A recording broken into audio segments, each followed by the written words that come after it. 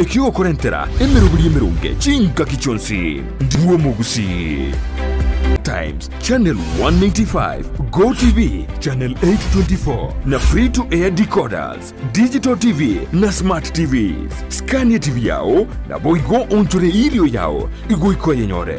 Dizi TV nigo turine kiringa ekiwa korentera emerubuli emerunge chinka kichonsi Dizi TV obwensu uwo mugusi Dizi TV ubwensu bumugusi nigo bono ya Ajira. Usanii umejenga wengi wamekuwa majajiri kupitia upande wa usanii na ajira. Kwa hivyo wananchi wote tunawakaribisha kwa heshima. Wale baada hamjafika muweze kupata nafasi ili tuweze kujua ajira ama ajiri ni nini katika hapa Kisii. Kumbuka katika serikali yote mzima Kenya, Kisii County ndio imebatika kupata shughuli hii rasmi hapa. Kwa hivyo wananchi, gavana ametoka kufungua rasmi Ajira Center ambayo iko hapa. Sasa atapata nafasi vile vile kuingia aweze kufungua studio yetu.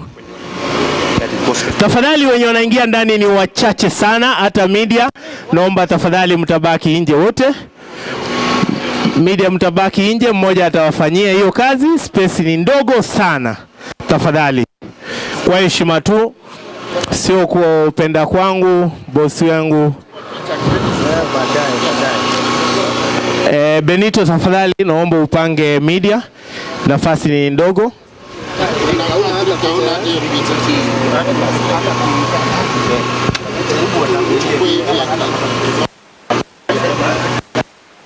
Kama wanaweza shida ni ukiingia umewekwa ribbon, so hamwezi ingia. Wacha ingia malize, then mtapiga kazi baadaye. Unaweza pata station moja wako watatu, upate mmoja sio kila station moja upate hiyo au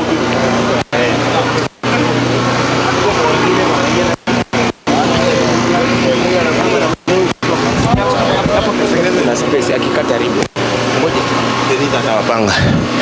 Naomba mpunguze hata nini. Kwa heshima kabisa, gavana wetu anapoingia ndani, taruhusu wachache DJ anapoingia kwenye studio ina nafasi ambayo itatubeba wote, tutaruhusu wachache waweze kuingia. Asante sana, turuhusu wachache.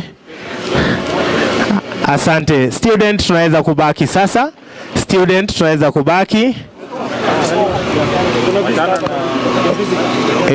Sawa.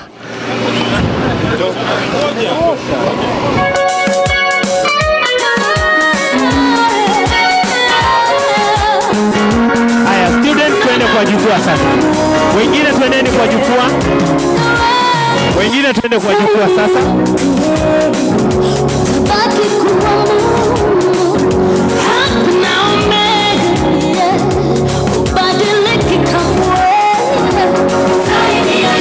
Hapana, sasa student twende kwa jukwaa.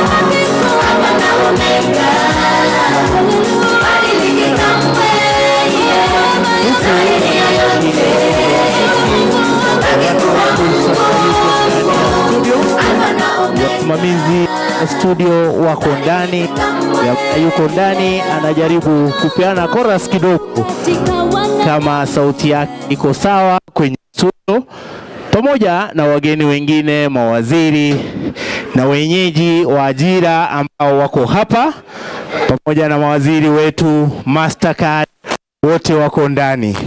Kwa hivyo sasa gavana wetu yuko ndani ya studio, anazidi kuangalia mitambo ndani ya studio. Vile vile anajaribu kuimba ndani, tuone kama sauti yake inatoka namna gani kwa studio.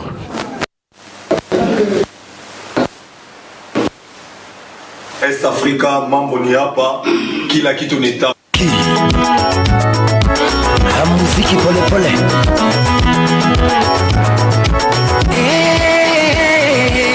Muhula Wuda Lego Chairman. Imosona OBI Lydia G27. Oh, you know my head, I'm gonna be yoga John. Don't get my head, I'm gonna be yoga John. Hey, Lei Soya. Be my head, I'm gonna be yoga John. Come in, be my head, I'm gonna be yoga John. Pamelo Buya. Bella my head, I'm gonna be yoga John. Wapi mapenzi kupona. Mama ini kanye. Mama ini kanye. Ya mama ini kanye. Ya ver kuna gima chandiga. Ya ver kuna gima chandiga. Dakiko na gimi parokona.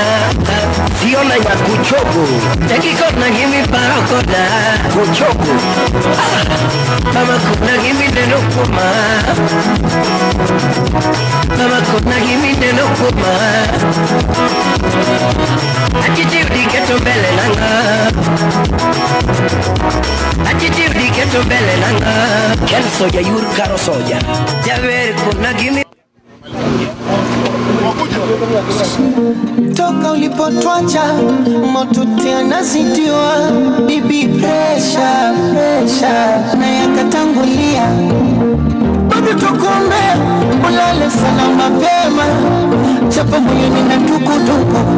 Natamani kusema niseme zile mali uhusia usotuhusia tuligawa salama. Zuena zote tukampatia tusunduku ya wema. Ila Zuena kaka amebadilika sana. Yani shabu yake mizua leo sio yule wajana. Ndizi TV obwenso bwomugusi nigo bono yakiro nikirundekerene nego kurengera chibiche chinkia na boigo chinkeno nukukigima na bogo tonyora asoro gonko bwogusi neji kaunti chito etanaine una kaunti ya Kisii, Nyamira, Homa Bay, Bomet, Kisumu, Migori nechisemo chinde chinyinge nigo kotonyora asite kode ya Star Times channel 195 Go TV channel 824 na free to air decoders digital TV na smart TVs. Scania TV yao na boigo ontore ilio yao igoiko yenyore. Dizi TV nigo turine kirenga ekio korentera emerubuli emerunge chinka kichonsi. Dizi TV obwensu vuomogusi. Ndizi TV obwenso bwomugusi nigo bono yakiro nikirundekerene nego kurengera chibiche chinkia na boigo chinkeno nukukigima na bogo tonyora asoro gonko bwogusi neji kaunti chito etanaine una kaunti ya Kisii, Nyamira, Homa Bay, Bomet, Kisumu, Migori nechisemo chinde chinyinge nigo kotonyora asite kode ya Star Times channel 195 Go TV channel 824 na free to air decoders digital TV na smart TVs. Scania TV yao na boigo ontore ilio yao igoiko yenyore. Dizi TV nigo turine kirenga ekio korentera emerubuli emerunge chinka kichonsi. Dizi TV obwensu vuomogusi.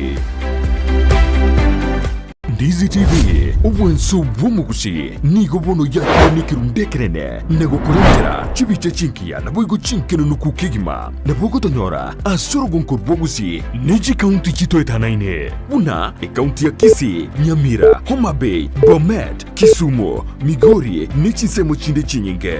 Nigo kotonyora aside kode ya Star Times Channel 195, Go TV Channel 824 na free to air decoders, Digital TV na Smart TVs. Scania TV yao na boigo onchore ilio yao igo ikoye nyore. Dizi TV nigo turine kirenga ekio korentera emerubiri emerunge chinka kichonsi. Dizi TV obwensu uomogusi. Dizi TV obwensu uomogusi nigo bono yako nikirundekerene nego kurentera chibiche chinkia na boigo chinkeno nukukigima na bogo tonyora asorogonko bogusi neji kaunti chito etanaine una kaunti ya Kisii, Nyamira, Homa Bay, Bomet, Kisumu, Migori nichisemo chinde chinyinge. Nigo kotonyora aside kode ya Star Times Channel 195, Go TV Channel 824 na free to air decoders, Digital TV na Smart TVs. Scania TV yao na boigo onchore ilio yao igo ikoye nyore. Dizi TV nigo turine kirenga ekio korentera emerubiri emerunge chinka kichonsi. Dizi TV obwensu uomogusi. Dizi TV obwensu uomogusi nigo bono yako nikirundekerene nego hapa Gusii Stadium. Nikubalia kwa heshima nimtambue ndugu mheshimiwa mmoja yuko hapa anaitwa Richmond Arori, mheshimiwa kutoka Bogeka. Pigia makofi huyu mheshimiwa, shughuli yote yeye ndio mwenyekiti katika wizara ya michezo na vijana. Pigia makofi mazuri, yeye ndiye anatuwakilisha kule assembly. Asante mheshimiwa, endelea kufanya hiyo kazi, zidi tena sana kuwakilisha vijana katika sehemu hiyo. Wote sasa tusimame kwa heshima tena tunapomkaribisha gavana wetu. Tumpigie makofi gavana wetu kwa kazi nzuri. Vijana wapate kazi, wamepata studio. Makofi tafadhali. Your Excellency, wananchi vijana wako happy sana, they are so happy kwa sababu ya wewe kwa kazi nzuri unayoifanya. Asante Your Excellency. Naweza kuketi sasa. DJ, Your Excellency, with your permission sir, tutakuwa na burudani kidogo tu. Kwa hivyo Bwana Umari, naomba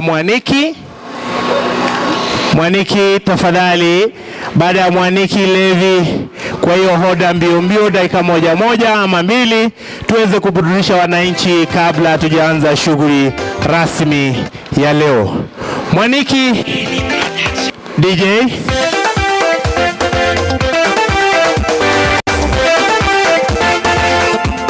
Jaza DJ.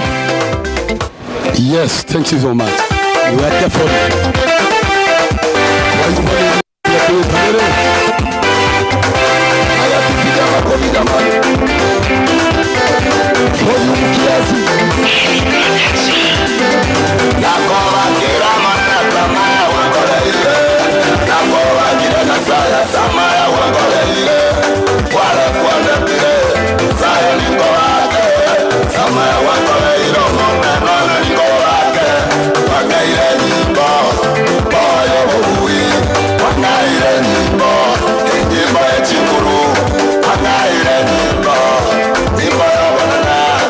Okay.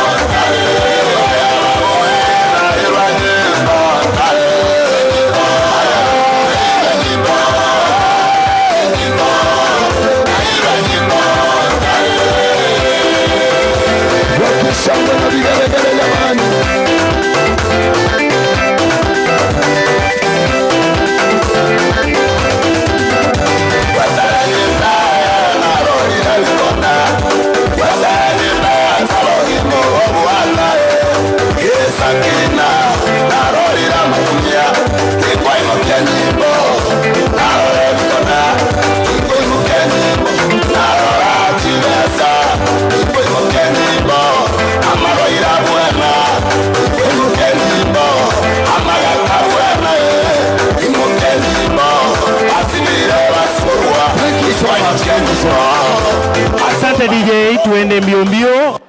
Dada yetu Levi DJ, dakika 1.5 kila moja apate nafasi na tujaze kabisa DJ.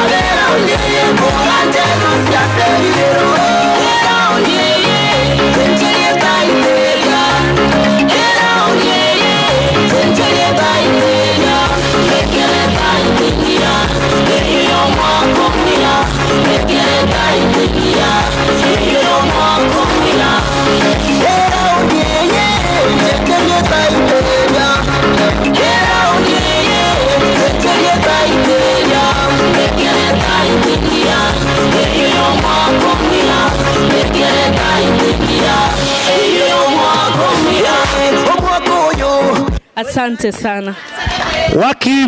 Wapigie makofi kudos na dada yetu. Asante sana.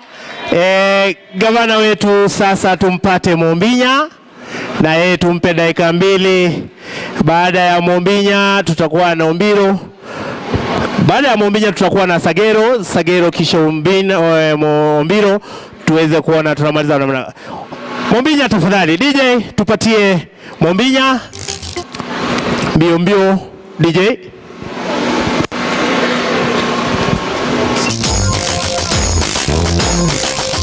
Check. Yes. Oh, you go Simba, Simbu Tata. Oh, you go Simba, Simbu Baba. Cabece Piato. Vai tomando mi toca la caña. Que você agora na tipo mi toca tata. A Simba Batirabo. A Simba na tata bangina, vai tomo vilaten. Oh, you go Simba, Simbu Simba korate Simba, Simbu Abasata mwenzi byaba murando tembu ya muri. Ajana tingwe koraba sakando tembu ya muri baba. Mominto Simba, Simbu Kabasiki yata. Simba umano mitonka bakanya. Diwo sepa koraba muraba itori mariuka. Arate muka gumbu. Kendesi kadirote. Asake kona kuga anatumi kuga terabo. Arate ngai wacha. Oh you go Simba, Simbu tata. Oh you go Simba, Simbu Arati koraseka, arati ndoke mbuyori. Njera kwe bangire, arati ndoke mbuyori tata. Njego kora matata yati kamuna rikonda lomba venno. Tasaurego, usato perute ndoke. Baba, kibo nongo kora. Arati tata, arati matirabo, arati tata. Kaya ni tari moigo.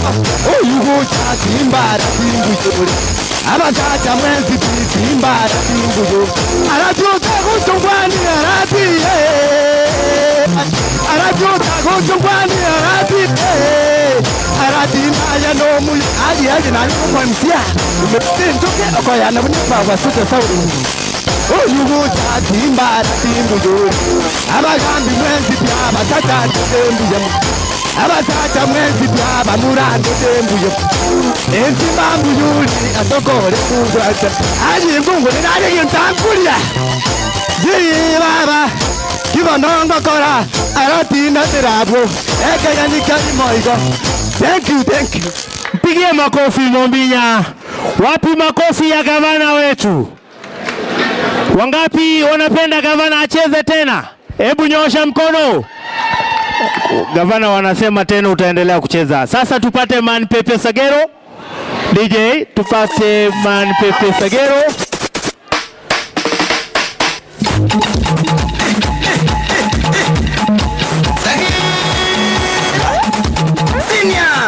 DJ. Ianzishe tena DJ.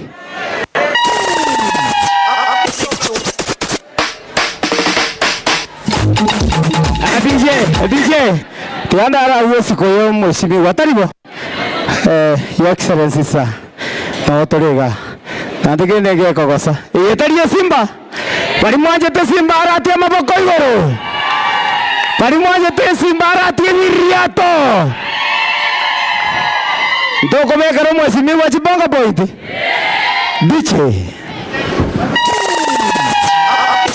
Chasa na waze poa DJ. Hauja kuwa ready.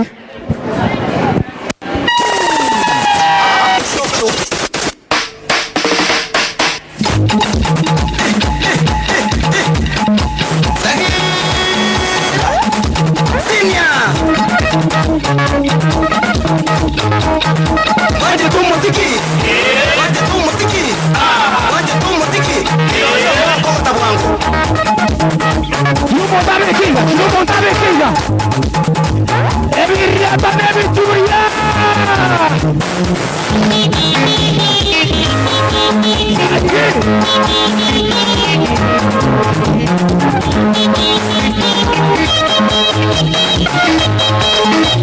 Umwika muziki minte. Ejikonga point chomore. Umwika muziki minte. Ejikonga point chomore. Nikira ebaito.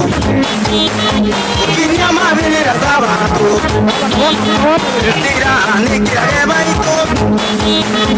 Kinya mabelera zabato. Tata. Nakini wajesko yomoto. Nikiyingereza tata. Nakini wajesko yomoto. Mwikombo tanga nirokolera. Imani moja deke tiro. Mwikombo tanga nirokolera. Imani moja deke tiro. Soka miroto kemerera. Egiria tona waigeri juria. Soka miroto kemerera. Egiria tona waigeri juria. Soka tona kemerera. Mare bianco batenda de quintarillo. Soka tona kemerera. Mare bianco batenda de quintarillo. Kumbata. Akuna kumbia je. Bazara Mheshimiwa Peni Momanyi bora constituency. Alikuwa tumeka muziki dunia. Yaje. Johnny yaje. Ngade. Vita. Opiro baba na tare. Kumbata. Amana mamito. Kwatera ho. Amana mamito.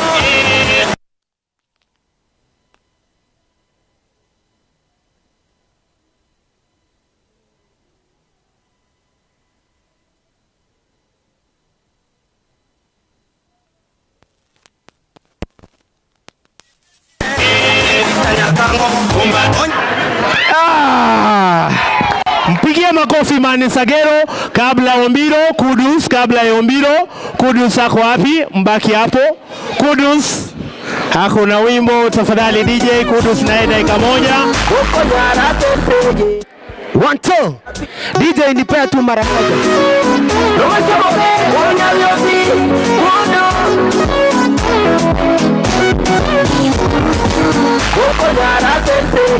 Taboko nyanapi Kerongo chaka matega sena hure Narengendoki Amakoda matimbaroti Kumanyambu ade bogati Ekane kondora una ibarati Ebona chende ndegati Amakoda matimbaroti Kumanyambu ade bogati Ekane kondora una ibarati Ebona chende ndegati Ebara kwa wire wotaka Koko sabo pimaya segete Kisara idone la kero kobo Kaotoke kobaide ikyo tagete Ikwa ekyo tageta ya kwa nyoniro Ekwe bonore buno nyoniro Akwa sore tutwa gokiro Ena ime dogo sabo genderebe Este yile tesi umabo na wongo tongerikwa Mwanyange kerore kompimenti na ryoko ruanikwa Umunguru na wara monaye Ekiagera ye no mwanoye Ena inere kogo tesenyaye Ekyo tagete na yotuare Oko nyana teseri Taboko nyana pi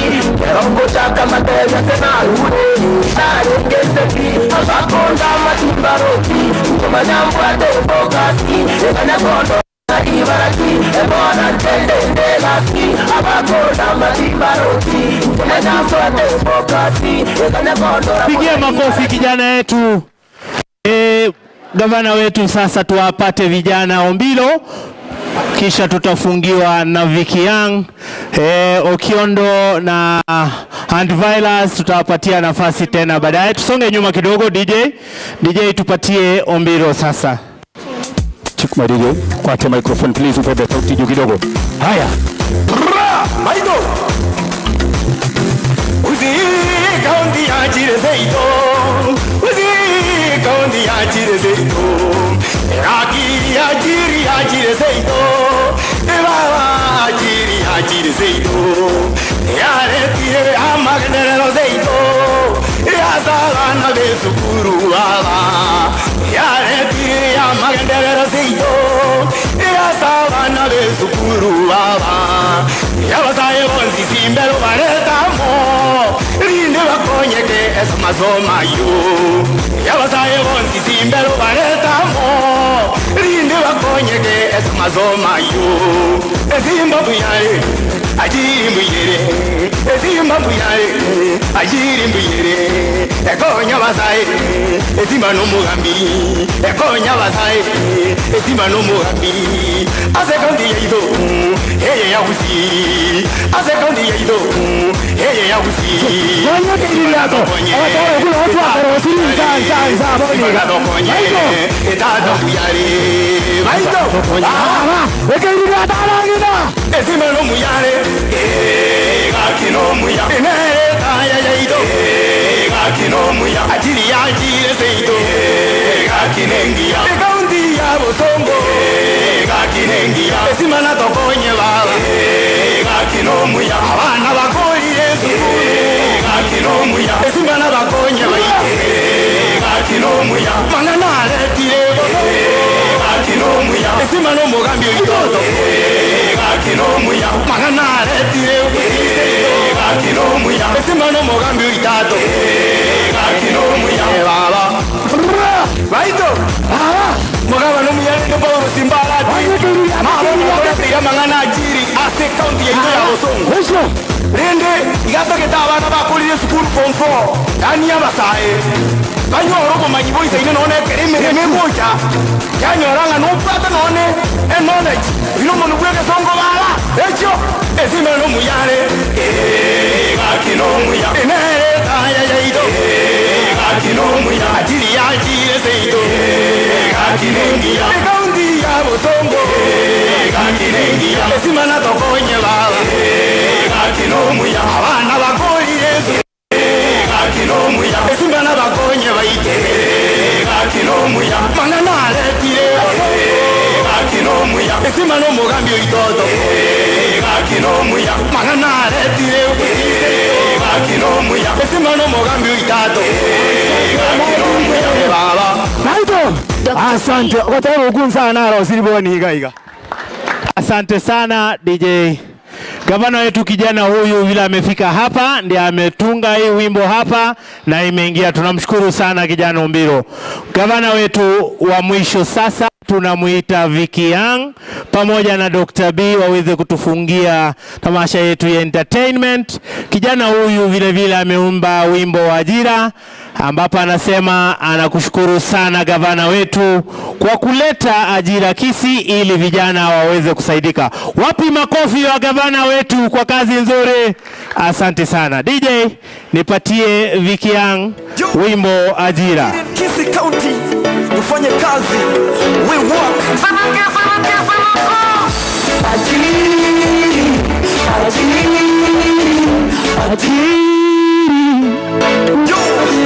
Ajiri in Kisii County ufanye kazi, we work.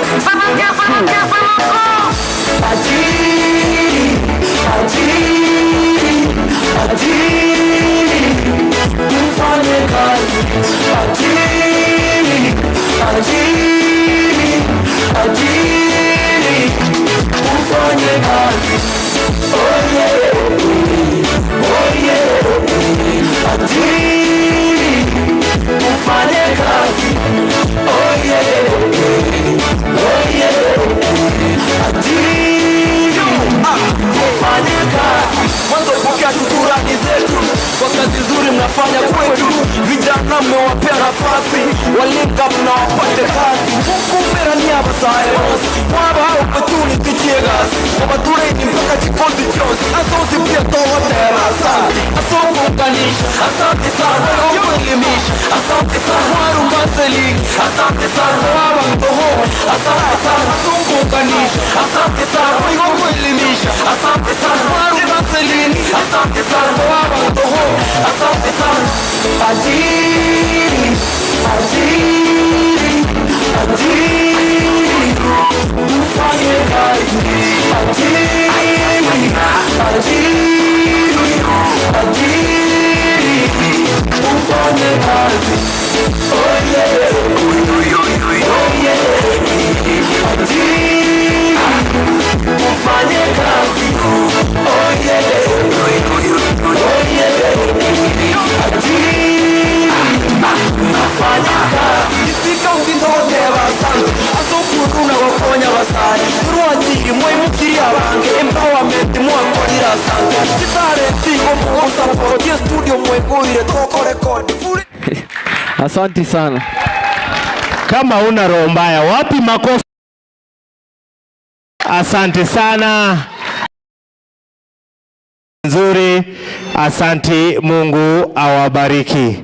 Kwa heshima kabisa sasa, kabla hatujaingia sehemu nyingine, wananchi, napenda tuweke mikono pamoja, tupigie wanamuziki wetu makofi kwa sababu wametuburudisha hapa bila kulipa. 1 2 3. Tena. Asante sana. Sasa ya muhimu kabisa, ambaye amesimamia hii, ameleta hii kazi ifanyike kwa vijana wetu, gavana wetu mpendwa, akisaidiwa kule chini na waziri wa vijana na michezo vile vile na CEO wake. Wapi makofi ya gavana mazuri? Hapana, tupige ya juu, tupige juu, tuweke juu, tupige 1 2 3. Asante sana gavana wetu kwa kazi nzuri. Your Excellency, with your permission, may I now call Isaac Ismail Nyakoni, who is the center program, aweze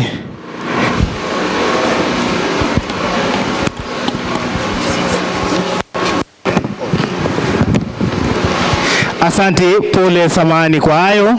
Sasa kwa heshima kabisa nichukue fursa hii nimkaribishe County Secretary who is also the head of public service aweze kuendelea hapo. Mheshimiwa Ntabu, makofi kwake tafadhali.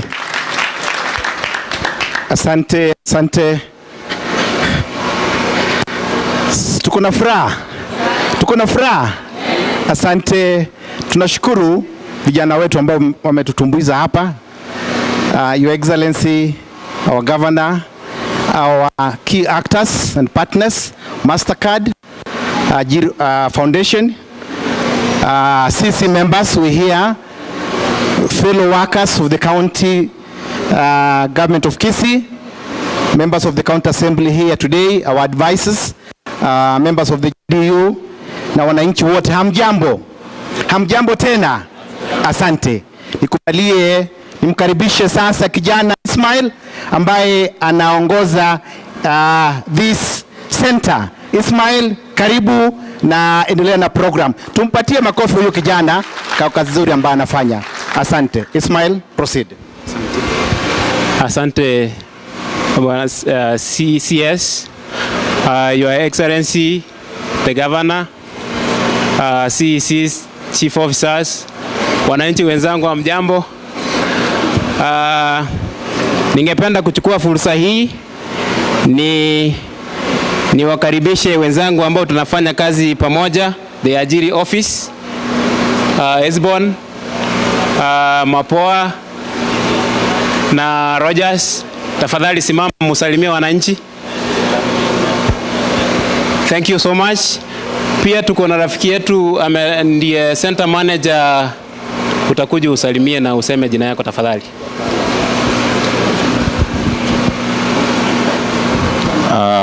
His Excellency the Governor of Kisii County, Governor Simba Arati, the county staff, the county assembly,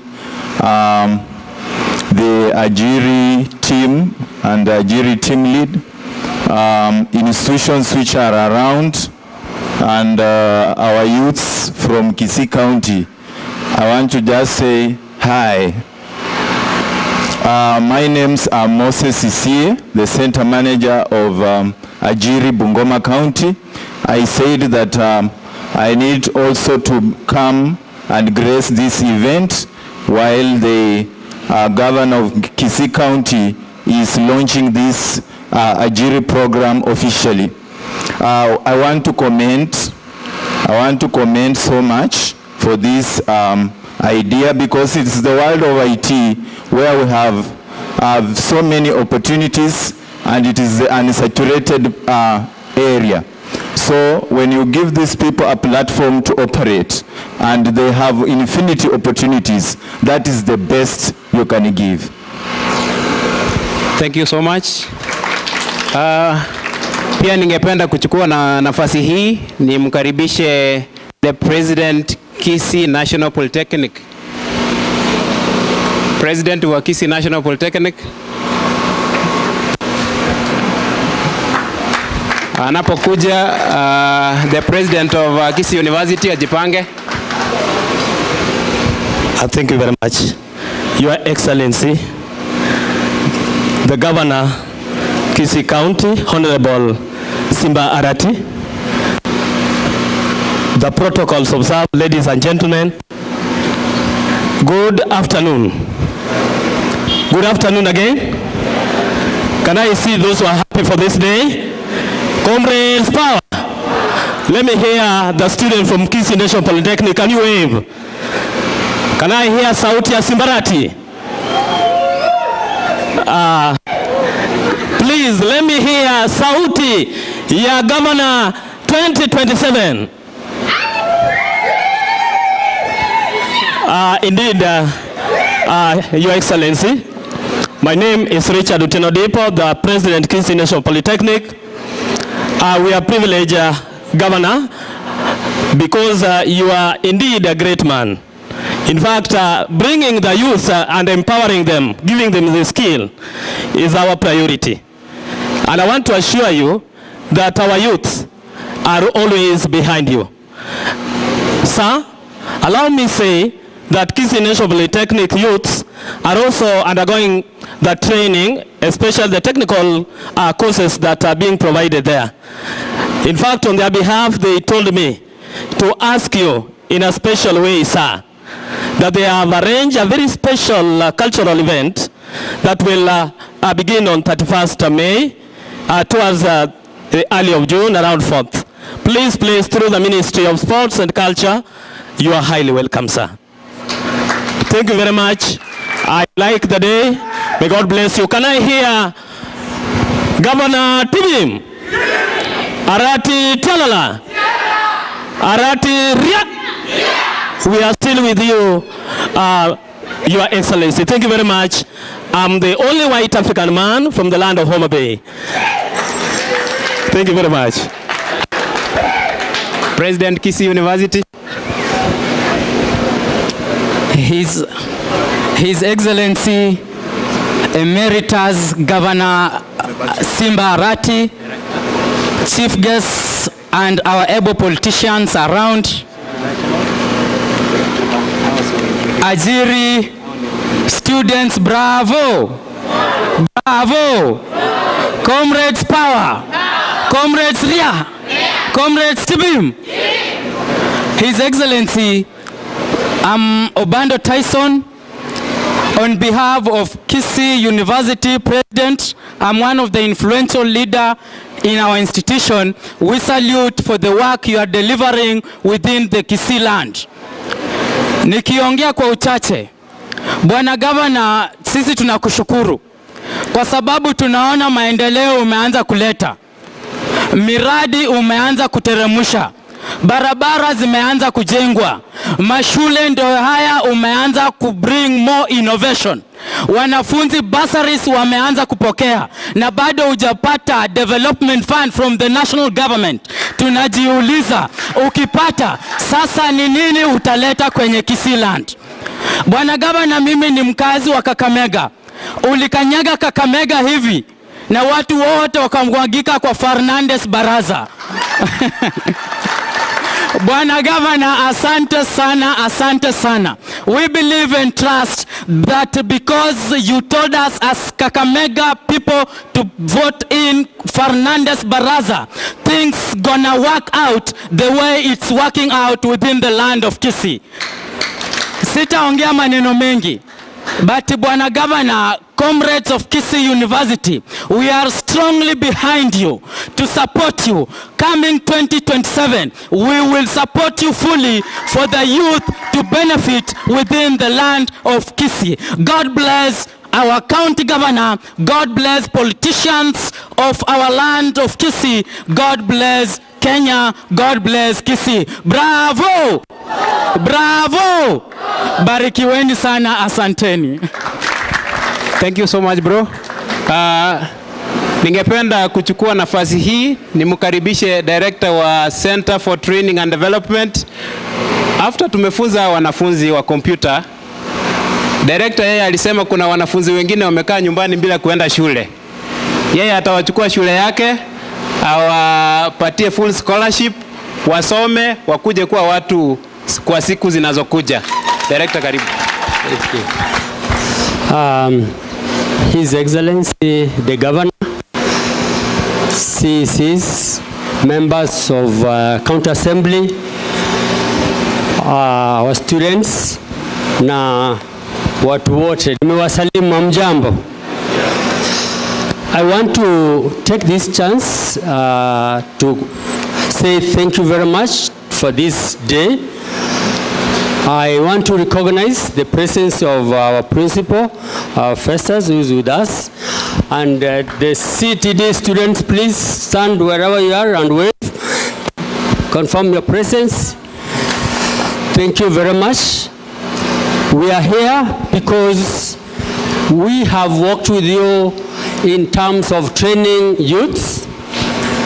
We have, last time we trained over 3,000 youths under computer skills from South Mugirango, courtesy of you, the Governor. We had a privilege also to train youths in Kajiado in partnership with an organization funded by MasterCard on green economy, which we appreciate because Ajiri here is also funded by MasterCard. And we want to work with you, His Excellency the Governor. We have the passion for youths. Right now I'm privileged by standing here to share about what we have as Center for Training and Development with my partners who are experts in the climate change. We are prepared and we have the ability to train the youths under climate change programs, which is going to create green job opportunities. Climate change is near zero in Kenya, and we have the capacity with the experts that we work with who can train on greenhouse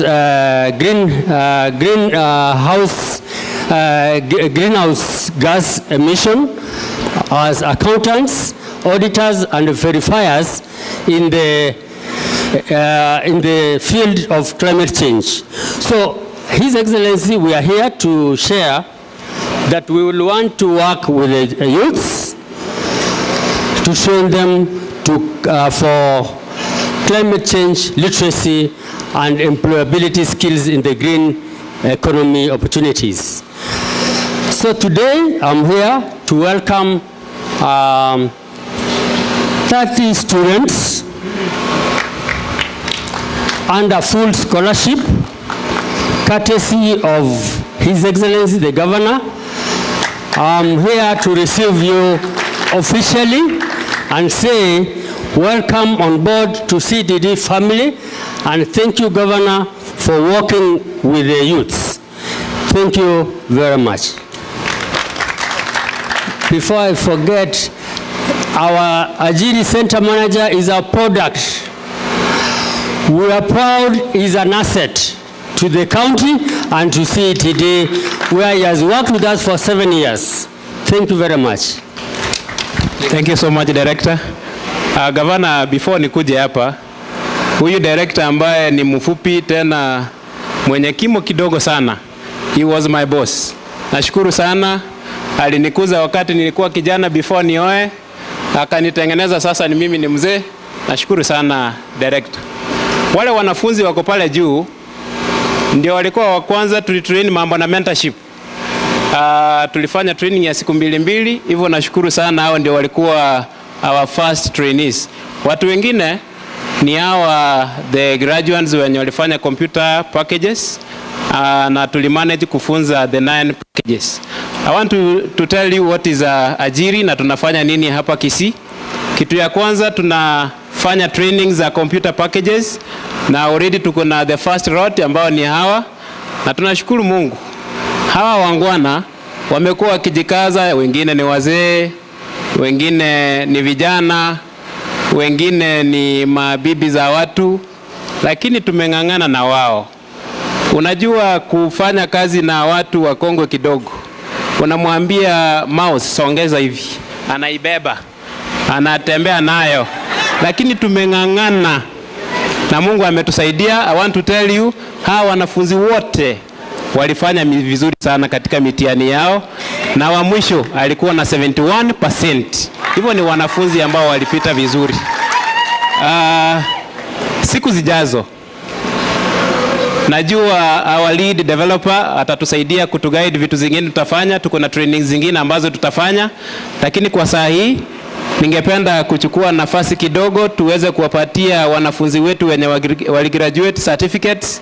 Kwa sababu ya muda tutapatia wanafunzi wachache, pengine wanafunzi 10, wengine watapata certificate zao baadaye. Tutasaidiana na mwenzetu waziri wa culture ambaye atachukua certificate ampatie gavana, tuite majina, tupate wanafunzi wachache ambao ni 10 kwa sababu ya muda. Tutaita majina ya wanafunzi wa kwanza. Tafadhali mkuje hapa.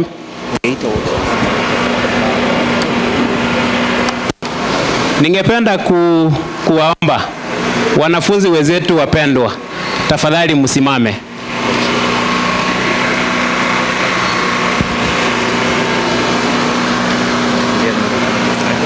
Hawa ndio, these are our graduates. Tulikuwa na klasi ya jioni ambayo ilikuwa wengine ni county staffs na tumefanya kazi na wao. Asanteni sana na mnaweza keti.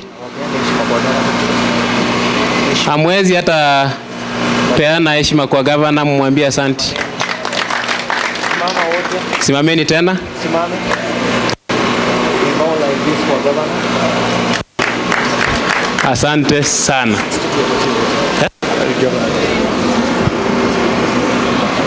Sawa sawa. Tutaita majina tuwapatie kila mmoja certificate yake hapa. Sawa sawa, tutaanza number 1. Tuko na Elizabeth Kwamboka Onwonga. Gladys. Tafadhali ukitu unakuja chap chap kwa sababu ya muda. Freddy. Gladys, ita mwingine Emily. Emily Maoncha. Hata nishike. Hata nipitie mbio. Emily hafuatwa na Charles Keino, Immaculate, Boniface, Faith, Lucy, Conrad, in that order. Tafadhali nilikuwa nimewapanga in that order. Tuokoe muda. In that order.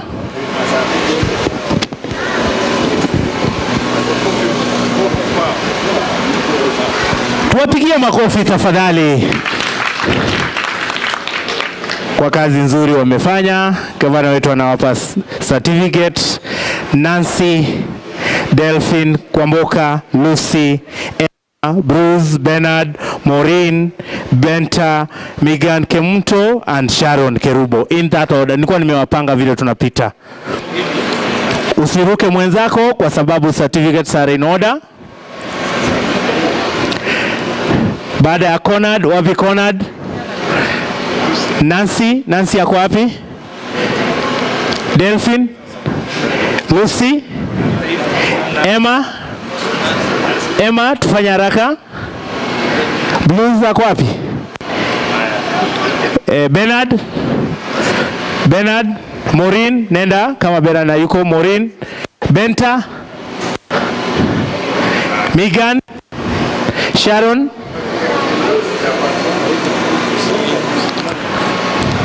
Leonida, Megan Nyambeki, Clinton, Joan, Isaac, Angeline, Beatrice, Wilberforce, Everin and Enoch Ombasa. In that order.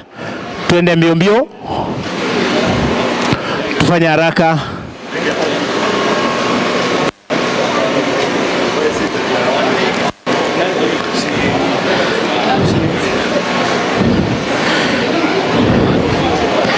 Enoch ndio wa mwisho. Wako wapi Enoch? Tuende haraka.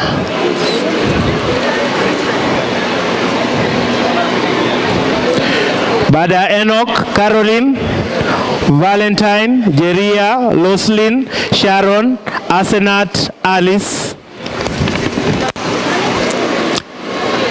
Catherine, Depola and Elfans Amunga. In that order. Hao ni 10. Mbio mbio tafadhali. Nirudie. Caroline ako wapi? Caroline, Valentine, Jeria. Kutoka Valentine Nigeria. Unaitwa huko mbele. Rose, Sharon, Asenat, Alice,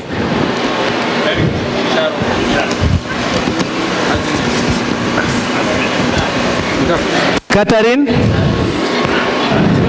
Depola, Elfans Amunga. Haya.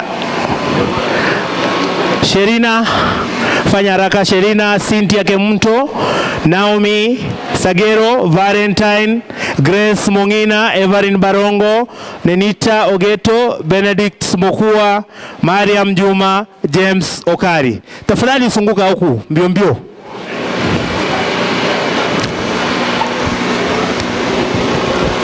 Tuende kwa order hiyo.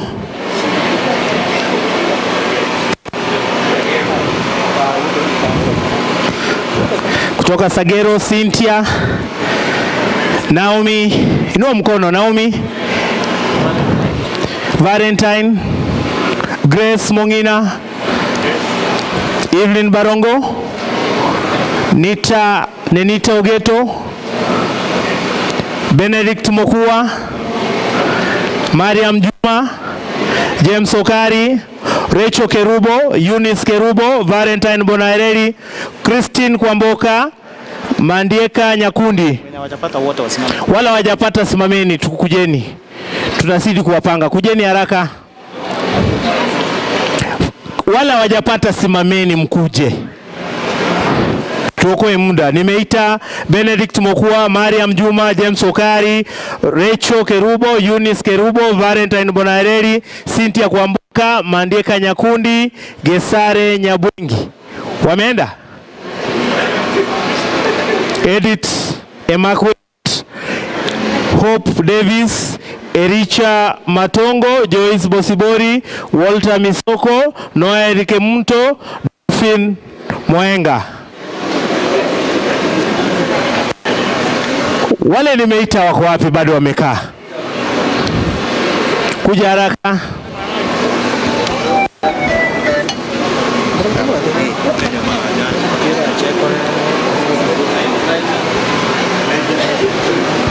Elijah anaitwa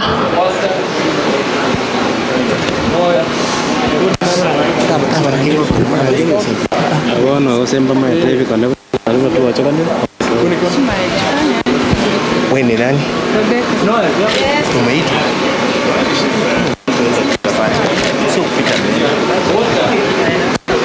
Walter Miseko.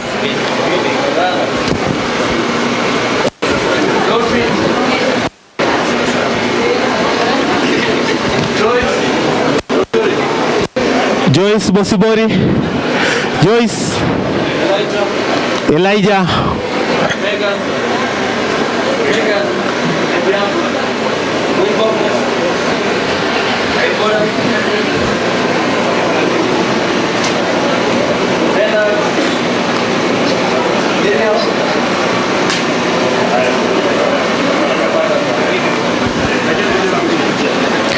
asante sana. Tuwapigie graduates wetu makofi tafadhali. Atupigi makofi. Tumechoka? Hauna raha, wengine wamepata certificate. Wapigie makofi tafadhali. Asante sana.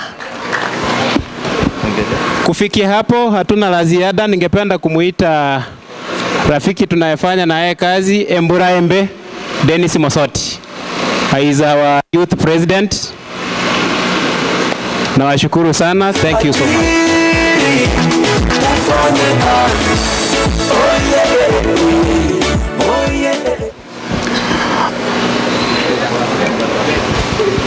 Asante sana kwa nafasi my brother Ishmael, kwa kazi nzuri ambayo umefanya. Kwanza kabisa, Your Excellency the second governor Mheshimiwa Paul Simbarati, our director Ajir, my brother Brian, na viongozi wote watapaka mbalimbali ambao wamekusanyika katika siku ya leo, hasa kwa kuhakikisha ya kwamba yale ambayo tulikuwa tumesema katika manifesto wakati tulikuwa kwa campaign ya kwamba vijana watakuwa katika mstari wa mbele, kuhakikisha ya kwamba wamekumbukwa katika serikali ya Mheshimiwa Gavana. Leo hii tumekusanyika hapa dhahiri shairi kuonyesha ya kwamba vijana wamekumbukwa na serikali ya Mheshimiwa Simba. Bila kupoteza wasaa, katika timu yetu ya vijana, kwanza kabisa nataka kumshukuru gavana wetu kwa kukumbuka vijana katika serikali yake. Amewapea vijana wengi kazi katika serikali yake kwa sababu ya kumsaidia na kukimbia haraka ili kusaidia jimbo letu la Kisii kusonga mbele hatua kwa haraka zaidi. Your Excellency and all the protocol observe, katika ofisi yangu niko na Youth Council. The Youth Council inatusaidia tukiwa na waziri wetu wa michezo, Waziri Eric, na chief officer wetu Miss Erina, kufanya kazi kusaidia county. Nikirudia kwa sababu governor alipata hili kwa sababu ilikuwa mimemponyoka kidogo. Your Excellency, kwanza nataka kushukuru kwa serikali yako, umekumbuka vijana vile ulikuwa umeahidi katika kampeni yako. Kwanza kabisa katika ofisi yangu tukisaidiana na waziri na chief officer tuko na Youth Council. Youth Council imetusaidia sana aswa kwa mambo ya kumobilize na ku-execute youth activities across the Kisii County. Naomba Youth Council pale popote mlipo muweze kusimama ili governor aweze kuwaona, ndio tutambue kazi ambayo mnafanya. Tafadhali pale popote mlipo muweze kusimama. Your Excellency, that is our Youth Council ambayo inatusaidia kufanya kazi. katika jimbo letu la Kisii, na so wamefanya kazi kubwa sana kwa hii mambo yetu. Niko na Secretary General wetu, naomba kwa heshima na dhahadima kumpatia nafasi kwa dakika moja Mr. Rogers. Uje hapa ili na wewe useme tu jambo moja, kwa sababu nikikuacha nje utaenda kunigonga pale nje. Tafadhali. Thank you so much, Your Excellency, the Governor Kisii County, waziri wa vijana na viongozi wote wa serikali, vijana wote mliojumuika hapa siku ya leo, hamjambo nyinyi nyote. I stand here on the capacity of the Secretary General of the Youth Council, Kisii County, because we have realized as a young people that we must have to leverage every opportunity that we have got, such that we make sure that we have increased our capacities in every sector, because we have realized that there is nothing that you can do these days if you don't have the technology and you are not in the digital world. We take this opportunity to thank His Excellency the Governor for partnering with Ajiri to bring this program on board, such that we as the young people, we can be inculcated with the knowledge that will put us in a level that we can compete with the rest of the world as we move on. Thank you so much. I look forward to partnering. We have decided that as a council, we are going to pass in every ward to make sure that the program that has been brought on board by our Excellency the Governor has reached everybody, the crook and the niche of every society, that encompasses the young people, such that we grow together, making sure that we have elevated our county government in terms of technology in the sector of the young people. I look forward to partnering with everybody that is on board in this program. Thank you so much, and may God bless you. Pigia kijana makofi mazuri. Asante sana. Your Excellency, we look forward as the young people in Kisii County to support you, because what you've started, it has shown a clear image that you remember young people in your government. And we want to reaffirm that we support you, and anything that you are doing matters youths. Kwa hivyo bila kupoteza wasaa, Your Excellency, nilikuwa na kuomba kwa heshima. Kuna ma-artist wengi sana ambao wametengeneza nyimbo, na wengine they are upcoming artists. Kitu yenye umefanya siku ya leo kwa kusindua studio ambao watakuja kufanya recording for free, tunakuomba na tunakushukuru sana kwa kazi nzuri ambayo umefanya. Na kwa heshima nilikuwa naomba katika Kisii County Government, wale artist wote ambao wanataka kufanya mambo ya registration katika Kisii County Government, tutaketi na waziri na chief officer, Your Excellency, tutengeneze ratiba. Afadhali angalau kila mwezi tunakuwa na event moja hapa Kisii County, alafu pia tunakuwa na artist wale wa national wanakuja hapa Kisii, wanapeana ushuhuda pale wametoka, what they have done, where they are heading, so that wapatia vijana wetu moral waweze kukuza talent zao.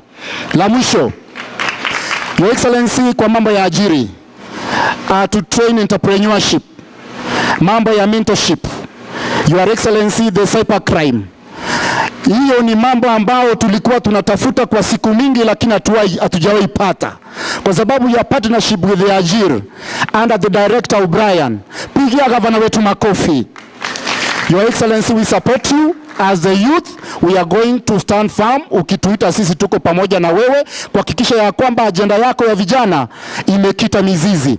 Na wale vijana wote ambao umesema, nilikuwa na kuomba, instead of coming here in Kisii, we execute it to downward level or sub-county level, so that ndio tufikia vijana wengi pale mashinani, kwa sababu pia inakuwa gharama kufika hapa Kisii town, kwa sababu unajua vile economy inatukimbisha. Kwa hayo machache, na waomba wote kwa heshima na dhahadima, asanteni sana. Mnaborudi vijana wetu, Mwenyezi Mungu awabariki, na graduate wetu, ile kazi ambayo umefanya isikwe tu yenu peke yenu, pia mkifika pale mashinani spread the gospel. God is good and all the time. Asanteni sana. Thank you.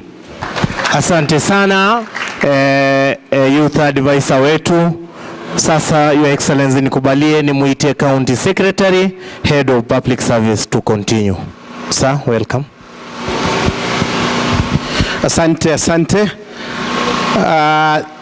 Tutakuwa na mazungumzo mafupi sana kutoka kwa ufuatao. Bwana Richmond kutoka County Assembly kuja tujulishe wale ambao umekuja nao, na pia uzungumzie vijana au tuzungumzie kidogo. Karibu Bwana Richmond. Asante sana katibu wa county. Your Excellency, the second governor of Kisii County, the ministers present, the members of the county assembly present, na vijana wote na wasalimu, hamjambo? Hamjambo? Mumechoka sana? Haya, langu sitakuwa na mengi ya kunena, lakini ningependa kushukuru gavana kwa ile kazi nzuri ambayo amefanya kuhakikisha ya kwamba vijana wetu wamepata matumaini ya kuishi katika nchi yetu, kwa sababu vijana wengi wamepotelea kule nje sababu ya vinywaji mbalimbali, madawa ya kulevya. Lakini natumai kuanzia sasa hivi hayo mambo yatakuwa yamepitwa na wakati, si ndio? Kwa sababu tutakuwa na shughuli ya kufanya. Your Excellency, ningependa kuwajulisha wabunge wa kaunti yetu ambao wako nasi hapa. Ningependa tu msimame hivi kidogo.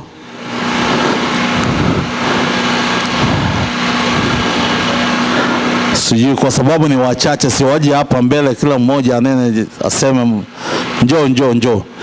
Mtanisaidia na Michael njoo mbele.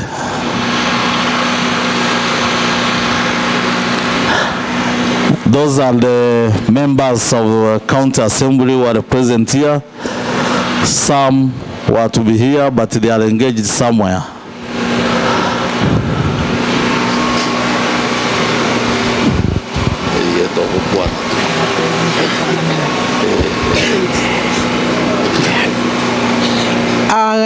Governor, all protocols observed. Na wasalimu hamjambo.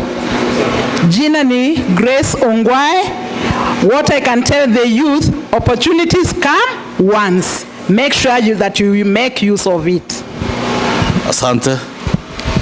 Your Excellency, na itifaki zote kufuatwa. Na wasalimu hamjambo.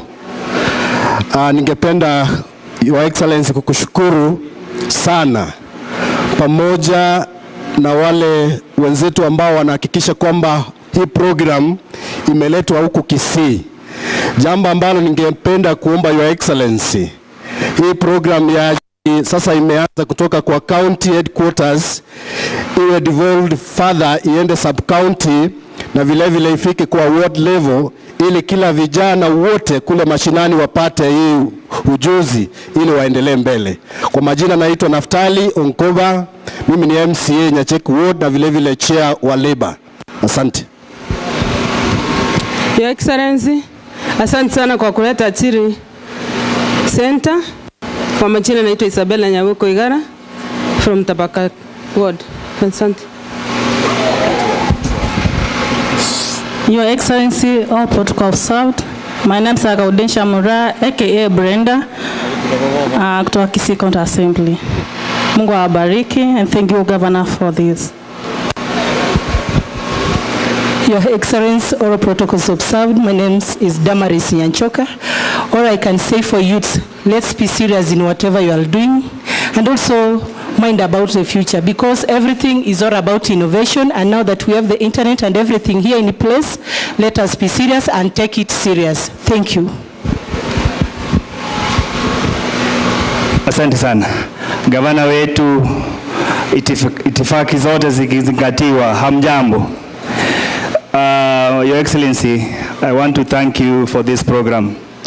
The world is going digital, and the program you've started today shows that Kisii County is moving in the right direction. I want to ask all the young people in this program to take it seriously, and I'm sure that this program is going to change the landscape in terms of employment for Kisii County. Thank you. My name is Obare Thomas, MCA for Bobasi Boitangare. Your Excellency, all protocols observed. I want to tell you that I'm most impressed today because of the program that you have just launched, simply because it has inclusivity in it, in the sense that part of the graduates are persons living with disability. My name is Honorable Michael Mosetoma, persons living with disability in the Kisii County Assembly.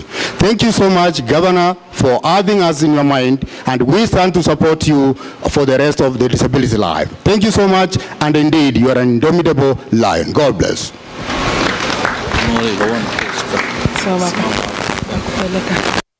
Thank you so much, Honorable Richmond, for this chance. Excellency, all protocols observed, good afternoon. It's a pleasure to be part of this important function. I have one request to the Ministry of Sports, Culture. We know that what is not measured is not done. Now that the youths have turned up in large numbers, kindly have a database, who is where, and by the time finishing our 5 years, we will know how many people we have assisted. Thank you. My name is Lillian Gore. I serve in the County Assembly of Kisii, and I'm glad to be here. Huyo ni huduma, ni mmoja wa wale wanakamati wa huduma ya bodi ya kule bunge. Mheshimiwa Gavana, langu tu moja. Tumeanza huku vile Mheshimiwa Naftali amesema. Tafadhali tuombe tu tuende paka kule vijijini ndio tuweze kusaidia vijana wetu. Asante sana. Majina yangu najulikana kama Richmond Manani Rayori, mwakilishi ya kata ya Bogeka Ward, na pia ni mwenyekiti wa utamaduni na michezo katika kule bunge ya kaunti yetu. Asante sana. Tushukuru Mheshimiwa Richmond. Tungependa kuendelea na ningependa kutambua wafuatao. Chief officers ambao wako hapa, tafadhali simama. Helena, mama, hata kama niwe peke yako, wengine wameenda kazi rasmi. Salute. Huyu ndio chief officer wetu. Kumbe kwanza ni youth mwenzenu na kwa department hii ya culture where this program is domiciled. Thank you. Tuko na advisors wa governor na GDU, wale wanafanya kazi kwa undani na serikali. Advisors, tafadhali msimame. Advisors wote, members of the GDU, simameni nyote tafadhali. Wapatie mkono tafadhali, wasalimie. Hawa ni wanafanya kazi kwa undani na governor. Asanteni sana. Mawaziri wetu wa serikali yetu ya Kisii, simameni mahali mko. These are CC members. CC member Elijah Education, CC member Grace, Madam Grace Lance, CC member Cyrus Nyabicha Roads, thank you. Dr. Margaret, CC Agriculture, thank you so much. And Ms. Ondabu, CC Public Administration. Waziri, come. Waziri huyu kijana, Waziri Eric Ongeri ndio waziri katika ambaye anasimamia hii program ya youth. Waziri, salimia ya watu, salimia vijana wenzako. Tell them that this is you and that the program will succeed. Thank you. Thank you. Your Excellency, all protocols observed. I will not take time. My name is Eric Ongeri. I'm in charge of youth in Kisii County. I want to only appreciate His Excellency the Governor for fighting for this program to come to Kisii as a way of giving the youth hope of the future. I also want to note that recently we again launched another program here, the DODI program, that is also impacting positively on the youth of Kisii County. As His Excellency promised in his campaign that he will be working with the youth, he has indeed shown that. And as a youth and as one of the torch bearers of the youth of Kisii County, I want to appreciate that fact. The Ajiri team, we appreciate you for this program and ask that you devolve it to other sub-counties in the days to come. Because much will be said by His Excellency the Governor regarding this program, I want to be brief and I appreciate all that have found their time to come to this function and say that as you go back, let's pray for journey mercies. Thank you and may the Lord bless you. Asanteni. Asante waziri. Ningependa kumuita ndugu John Mogwambo, Head of Internal Audit and Risk Assurance, National Youth Council. John Mogwambo, uko wapi? Karibu tuzungumzie, tusalimie John.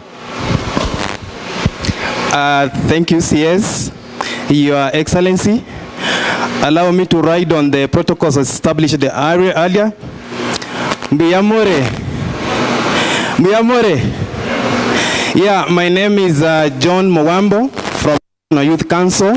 I'm here to represent my boss, Madam Margaret Kyogora, who is the acting CEO, National Youth Council. Allow me not to read this written speech, because from what I've observed, you see with the youths of today, and more so on, you see we are on Generation Z. They want action like immediately. So first of all, I would like to appreciate the effort that has been put in place by the government in ensuring that various interventions are put in place to address the issue of youth underemployment and unemployment. Because you find this country has a lot of youth, and from the statistics, you find that more than 70% comprises of people who are that 5 years and below. And from research, you find that those countries that are developing and are developed, you find that they started kind of getting it right when they used the potential of the youth. And for those one who have been around in this county, you find that the percentage of youth is increasing in this county. And if I'm not wrong, some years back it was below 50%, but if you walk around this town, you find that the percentage is more than 60% or 70%. So meaning in this county, the potential that we need to drive this count forward. Now here, we are advantaged to have a governor who is forward-looking, who has the issue of youth at heart, and actually I'm impressed that the council has the County Youth Council. And maybe before I forget, maybe at some point we'll meet with the CEC youth to know how far the Kenya National Youth Development Policy has been customized.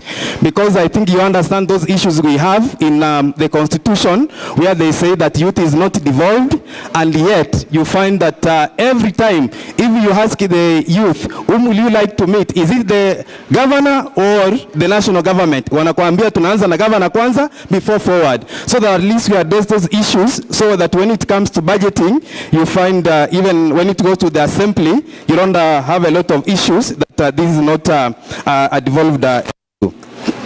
So I like to appreciate the jury digital leader for the good work and for recognizing Kisii County and having this center here. And for somebody who practiced here for quite some time by churning out a lot of accountants, you find that this Kisii County, if you compare it with the Lake Economic Zone, you find that it serves a number of counties, at least 7 of them. So if we've managed to succeed in establishing this center here, then we are going to serve counties, because if Daraja Market is able to serve counties from the Lake-based region, what about if we establish this center, which is now digital, instead of people coming physically, at least we are able to link people from the county and even the sub-counties. Finally, to the graduates.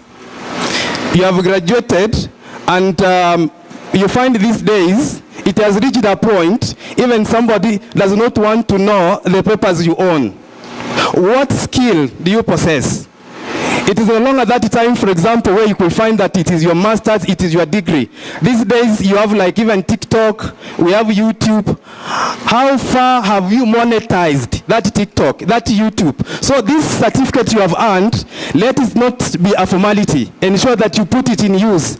And once you have graduated, it's not a matter that now you have graduated, you go back to the village. Put use that of certificate, just let it open doors for you, so that at least you find that there is a kind of a purpose, and there is some kind of investment. You can say now we are ready to get returns, so that it is not investment in futility. So asanteni sana, Mungu awabariki. Tuendelee kusonga mbele, kaunti ya Kisii, kaunti songe mbele. Thank you. Tumpigie John Mugambo makofi tafadhali. Thank you so much Bwana John. Thank you. Next, Isaac Kema. Isaac Kema is the program coordinator, Internal Labor Organization. Karibu sana Bwana Isaac. Asante CS. Your Excellency, Honorable Simba Arati, Governor, County Government of Kisii, my brother Brian Mwau, who is the Ajiri lead developer, the members of the County Assembly present, the County Executive Committee members present, other invited guests, my brother John, the County Secretary of our great county of Kisii. Your Excellency, I am honored to be here, and it's a great pleasure that I was given the opportunity to join you in this great initiative. My name is Dr. Isaac Kiema Mwema. I come from the International Labour Organization, not internal. The International Labour Organization is a United Nations agency which is tripartite in nature, and tripartite in nature because we are a formation of employers, government and workers. Your Excellency, I have some few points that I wanted to make, if you allow me. Technological advancements, Your Excellency, and digitalization have been profoundly reshaping our work and lifestyle, business models and operations, and government policy choices. While digitalization has brought tremendous benefits to our economy and society, it spurs efficiency and productivity gains and makes our lives more convenient. It poses many challenges such as digital divides and unequal employment effects, and we have seen them, Your Excellency. As the trends towards greater adoption of technologies and digital transformation is accelerating, it risks exacerbating pre-existing inequalities or even creating new ones, as some jobs are automated and certain skills become less demanded. And the so-called group, Your Excellency, the analog, then at this level they start being edged out by the technology. Although the digital transformation is facilitating job creation, the opportunities are not equally shared, and hence those without the right capacity, knowledge and skills risk falling further behind. And this is why we want to congratulate you, Your Excellency, because you've given an opportunity whereby the right skills which are demand driven by the industry will be provided through the Ajiri Center. It's therefore clear that technology is alerting the demand for specific tasks and skills and leading to job losses, in particular involving routine jobs. To mitigate the economic and social impact of these disruptions, Your Excellency, and to make most of digital transformation, proactive training and support for young people are highly needed to help them either to deepen their existing skills or to acquire new ones. And you've done very well to open doors for Ajiri Center to come and give an opportunity for our young people in the county, so that they can move from one occupation to another or adopt to new tasks. As I mentioned, the International Labour Organization is the international space setter of conventions, standards, best practices which involve the labor laws that we are using in every country where we are, over 187 member states, skills development, matters to do with occupational safety and standards. For instance, in Kenya, Your Excellency, we have started initiatives that are promoting digitization. And one of the examples is that we have been in discussion with the stakeholders at national level on digital wages, digital wage payments, and secondly, we have also engaged the stakeholders in teaching sector on teaching profession in a digital world, where we've been discussing Kenya matters to do with the impact of digital technology on the teaching profession and of work. Excellency, as I conclude, let me mention that the Ajiri Center is a vital step towards promoting social justice and decent work for all. Youth and women have been marginalized and overlooked, but we have an opportunity that you provided in terms of the platform for our young people and women to showcase their skills, talents and expertise, like the young people who made their presentation here. As I conclude, Your Excellency, the digital economy is the future, and we must prepare our youth and women and take advantage of the opportunities that have been presented to us. For example, the Ajiri Center, it will be creating a workforce that is equipped with necessary skills to thrive in this particular sector. So mine line is to wish you well and to your great county. We have discussed quite a lot this morning with you, and is a consideration that we'll continue having with you, and where we can support you, Your Excellency will step in and have framework that can support this great county. God bless you, and God bless the great county of Kisii. Either we clap to shukuru wadau wetu ama namna gani? Let's give a better round of applause. Yeah, hawa ni watu wamekuja hapa tufanye kazi pamoja. So let's learn to appreciate our people so that they feel that we indeed appreciate. Your Excellency, the last speaker is the Ajiri lead developer. Please come forward, talk to us. Thank you so much. The name is? Brian Mwau. Karibisha Brian Mwau na makofi tafadhali. Asante Brian, feel welcome. Asante. Bwana Yesu asifiwe. Bwana Yesu asifiwe tena. God is good and all the time. Your Excellency, the county team, the invited guests, all protocols observed. Hamjamboni. Hamjamboni. Wairire. Wairire. Buyamore. Buyamore. So, Your Excellency, you see, immediately I go to Kisii. This is my second time to be in Kisii County. Hii ndio mara yangu ya pili kukua hapa Kisii County. But just to give you an overview of how Ajiri is launching here and the process is taken, allow me to just make a few notes before I read my remarks. Sawa sawa. So back mwaka jana on the 20th of November, saa 3:32, Your Excellency. It's actually my wife who told me to text you. And I texted your governor at night at 9:32. Hiyo wakati anafaa kuwa na watch news. And I told him, Your Excellency, we are running a program called Ajiri, and these are the details, and we are looking to partner with your county. His Excellency did not respond to that message. What he did, he called me. Alinipigia immediately. Mnaona vile mkona governor mzuri sana.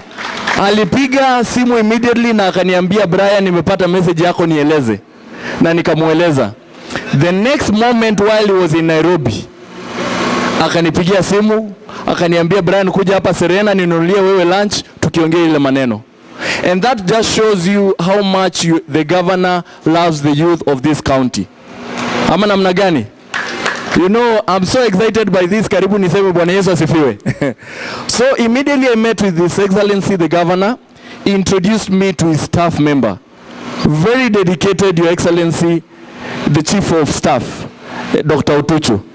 And we started running this course, and kidogo kidogo we met Waziri Eric. And together we started working. Just know that I only came to Kisii County once. So the success that you are seeing is actually not on our side, but the side of His Excellency's leadership. So tupigie Bwana Governor makofi. Kwa hayo machache, mniruhusu nisome my speech. Nitachanganya na Kiswahili na Kikisii. Sawa sawa?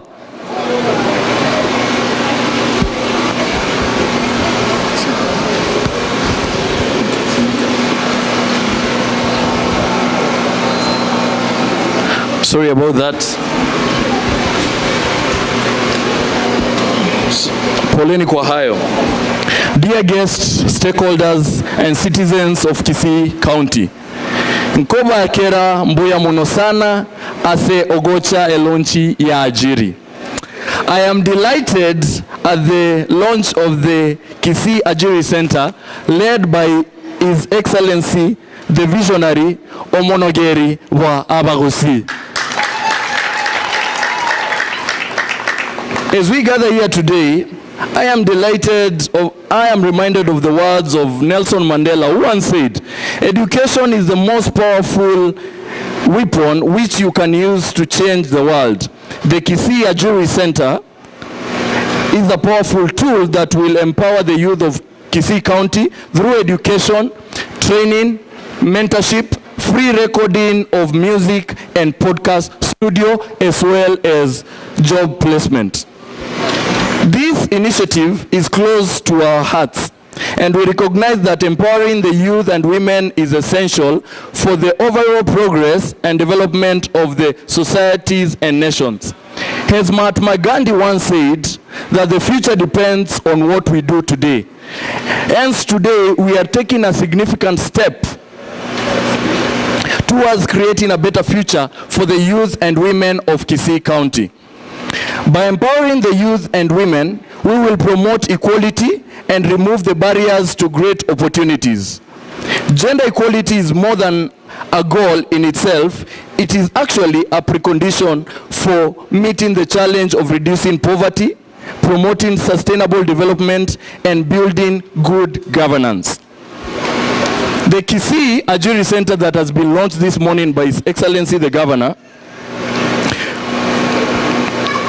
will offer a wide range of services to the youth of Kisii, which include digital skills training, and that's why we have a team that is graduating today, mentorship, free access to podcast and music recording studios, as well as cyber security training and certification. And on this note, I must comment that through our sponsors, MasterCard Foundation, and as well as also today I'm allowed to say the International Labour Organization, we are cooking on something to make sure that 500 cybersecurity professionals will be trained in this county. And it will run on full scholarship. Just to give you the weight, to train on cybersecurity on full course, that is something that will cost you 300,000 Kenya shillings. And all the 500 students will get free scholarship. And immediately after they finish with the training, again, they're going to get jobs. And the minimum wage that you can start, ile mshahara ya kwanza as a cybersecurity professional, is not less than 250,000 Kenya shillings. So as we celebrate the launch of the Kisii Ajiri Center, I would like to acknowledge the efforts of His Excellency Honorable Simba Arati, the Governor of Kisii County, and his team who have made this initiative possible. Let us all remember that change will not come if we wait for some other people or some other time. We are the ones we've been waiting for. We are the change that we seek. The Kisii Ajiri Center is a testament to the fact that change can happen when people come together with a common goal.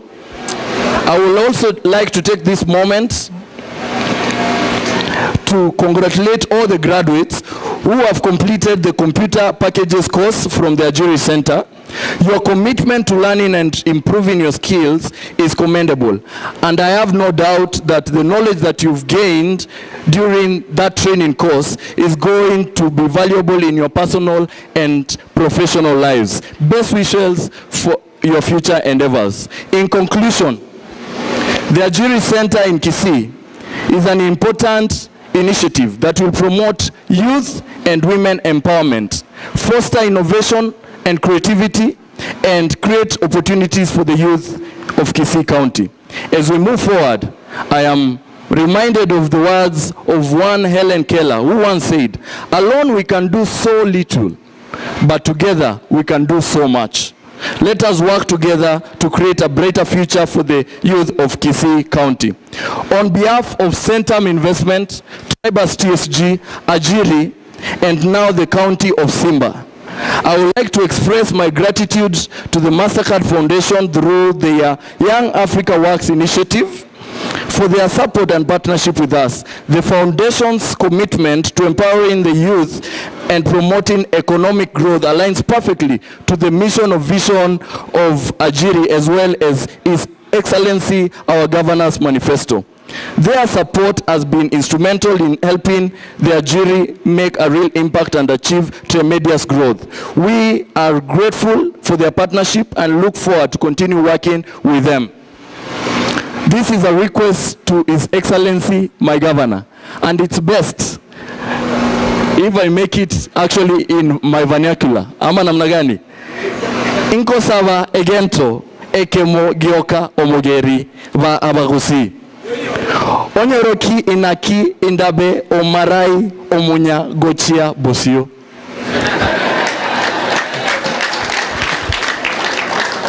Thank you for every one of you for joining us today, and congratulations to everyone who made this day a success.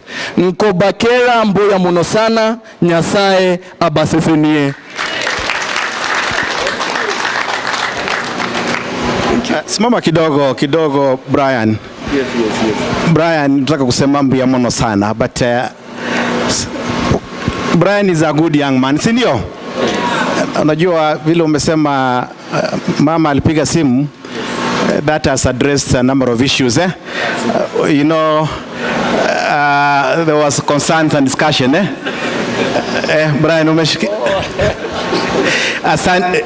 Wacha niseme very clear. Bwana Yesu asifiwe. Yes, I'm married to one wife anaitwa Brenda Cherono, Your Excellency, and we actually got recently blessed with a son. Na mtoto wetu firstborn anaitwa Taifa. So as well mnaweza niita baba Taifa. Your Excellency, thank you very much. Thank you Brian, thank you so much, thank you so much. Tunakaribia mwisho wa program, mgeni wetu wa heshima anakuja kutuzungumzia. Na kabla akuje, si leo kuna wimbo wa ajira. Kunayo? Nani aliimba, ni Viki Yangu ama nani? Viki Yangu. We want that song, tukaribishe mgeni wa heshima, mjia vizuri, kwa vigelegele, shangwe. Si leo ni siku ya furaha? Asante Viki, kuja hapa. Karibisha mgeni kwa in a special way. County, kufanya kazi, we work. Ajiri, tufanye kazi. Ajiri, tufanye kazi. Oh yeah, ajiri, tufanye kazi. Oh yeah, ajiri, tufanye kazi. Mwanzo kwa shukrani zetu kwa kazi nzuri mnafanya kwetu. Vijana mmewapea nafasi, walinga mnawapate kazi. Kumbera ni abasaya mwaba opportunity gasi. Wabature ni mpaka chikozi chosi. Sosi pia towote asante. Asante kuunganisha, asante sana. Kuelimisha, asante sana. Rukaseli, asante sana. Wantoho, asante sana. Kuunganisha, asante sana. Kuelimisha, asante sana. Rukaseli, asante sana. Wantoho, asante sana. Ajiri,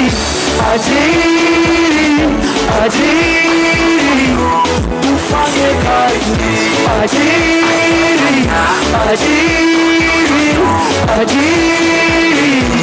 tufanye kazi. Oh yeah,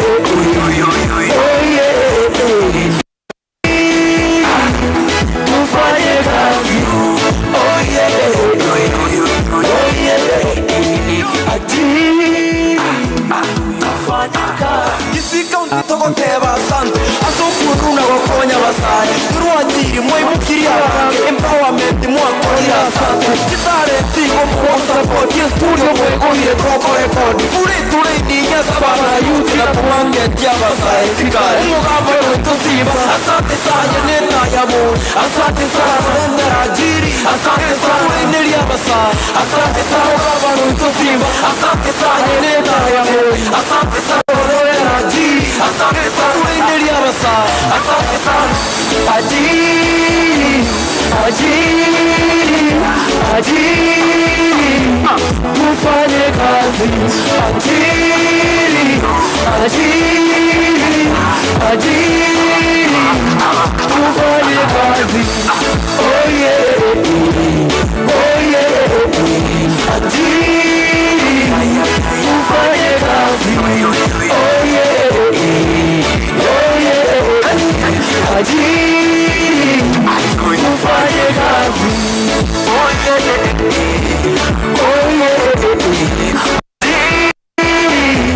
tufanye kazi. Oh yeah, ajiri, tufanye kazi. Your Excellency na wageni wetu waheshimiwa wote, Your Excellency, tunataka kukupigia asante kwanza kwa hii nafasi umetupea sisi kama vijana kutukuza talanta na pia kuelimisha vijana wadogo. Tunashukuru sana kwa hiyo nafasi. Tunakukaribisha especially uongeleshe vijana wako.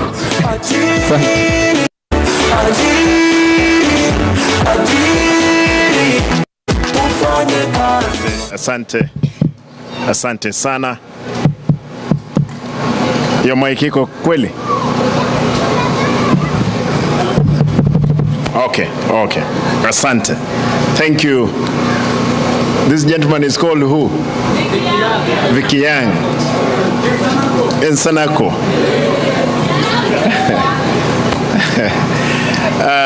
Kwanza kabla sijasoma my speech, nataka niulize, kama ulikuja stadium, umekuja kufanya nini if you are not happy? Are you happy? Hebu nisikie, are you happy? You may not know. This program, it could be in another county and not even near here, because I don't want to mention where I made sure I pulled my brother Brian to bring it from. Brian, thank you. Once more, asante sana na bongo kora obo murai. He did make a request. Thank you. Nikubalie niongee Kisii dakika moja. Abantu baminto. A program we. Talino e Nairobi. Yaenge yaru situ ya wenda ko ende county ngao. Lakini omungwano oyo ekerotua kuwa na nere is after they saw when he came in the office what we were doing. Agantenga nkoletare program. A program we mwanyo igumwenga omonto ogosoma on cyber security and successfully you come out of it. Chibe sora alchinke 250,000. You will earn more than even an MCA. You will earn more than even some chief officers here. Kakimobe mogoka. Young people. Ama mlikuwa mnataka nilete pesa hapa na kikabu niwape 200 ndio mfurahie. What we are doing is forever. Ni sawa. Kwa hivyo vijana ambao wako college, the other day I was with the president here at the Polytechnic. We went into a class where people they are earning online. Wamejiandikisha business they are doing. Kwa hivyo leo mimi nataka kwanza kabla hata sijasema chochote. My brother Brian, thank you. My brother Mwema, these gentlemen, all of them, they come from the Lower Eastern. They're not even Kisis. But I thank you because you are serving the Kenyans. Wacha niongee juu ya huyu. Wewe bwana Daktari Isaac. Daktari Isaac, he sits in the United Nations ILO. And in his docket, vile mnamuona, only 2 projects, Nakuru and Narok. He has been able to release 700 program of the youths. Now that he's here, their headquarters, their head office is in Dar es Salaam. They have an office in Nairobi, but headquarters in Geneva. Akiwa hapa, imeshinda everything. Ndugu yangu wewe tuone huruma. Asa tunakuomba. Karibu najisikie nyumbani. Thank you. This young man, Brian, I knew him some time back. Na congratulations kwa sababu mtoto nilidhani unasema kijana uliita yeye Simba lakini uliita yeye Taifa. It's good. Baba Taifa sasa. Nashukuru kwa sababu ya nyinyi kuja. You don't know what you have done to us. And I'm going to promise to do something in return to the people of the country as a whole. Kwa hivyo nikubalie niseme haya. Wakati nilikuwa na campaign, kwanza nilipromise Sagero, where are you? Sagero, no, Sagero musician. Kuna msichana anaitwa Sagero. Sagero yuko hapa. Alikuwa wakati wa kampeni ananiambia, governor, tukishinda, make sure we have a studio. Do we have a studio now? Yes. All the musicians, the studio which is here is for free.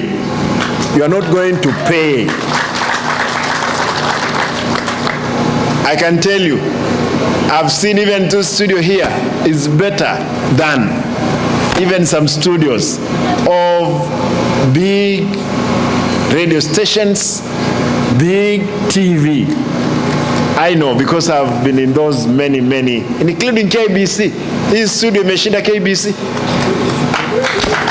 Yes. Hii iko hapa. Sasa kuongea na zingine nyingi, lakini nataka nishukuru kwa kazi nzuri. Niko na furaha mpaka ni vile tu ni lunch time. Sasa unajua watu sukari imeenda chini, watu nimesema wapewe maji, lakini la muhimu nataka nishukuru sana ndugu zetu waajiri. Ni wangapi wanajua ni nini Mastercard? Even the graduates, I'm sure you may not be knowing what is Mastercard. Mastercard ikiamua hata kusponsor county government peke yake is a change. What? Is a change that we may, all of us, would want to appreciate among our people again. Allow me to point out, I promised the studio for our musicians, the artists, it's here now. I did promise that when I get into the office, I'll start issuance of bursary. Again, our children, next week I know all of them, they'll have received bursaries in their schools. And again, I want to call upon Mokonjua. Montavate Mokamondendra.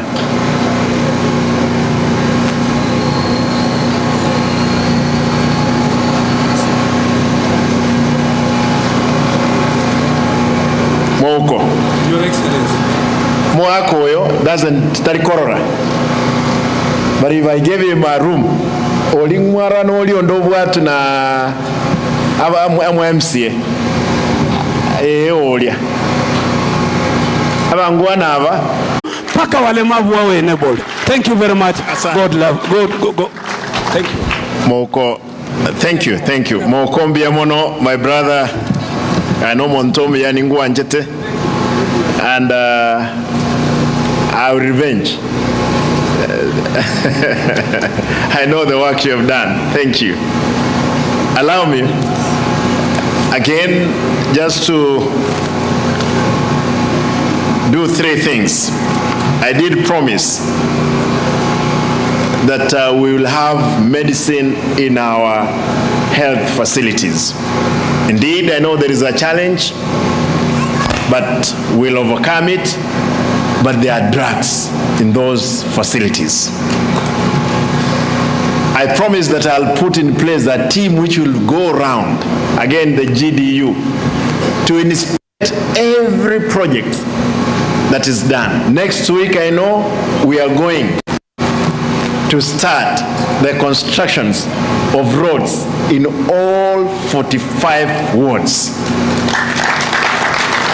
I know tender has been put in place. People, they are bid for it. Award is going on. Probably next week we'll go on. My team of GDU, the whole team will be there. Tuhakikishe kazi imefanyika. Hakuna kazi ya hewa ambayo tena itafanyika Kisii. Asante. Nataka niseme,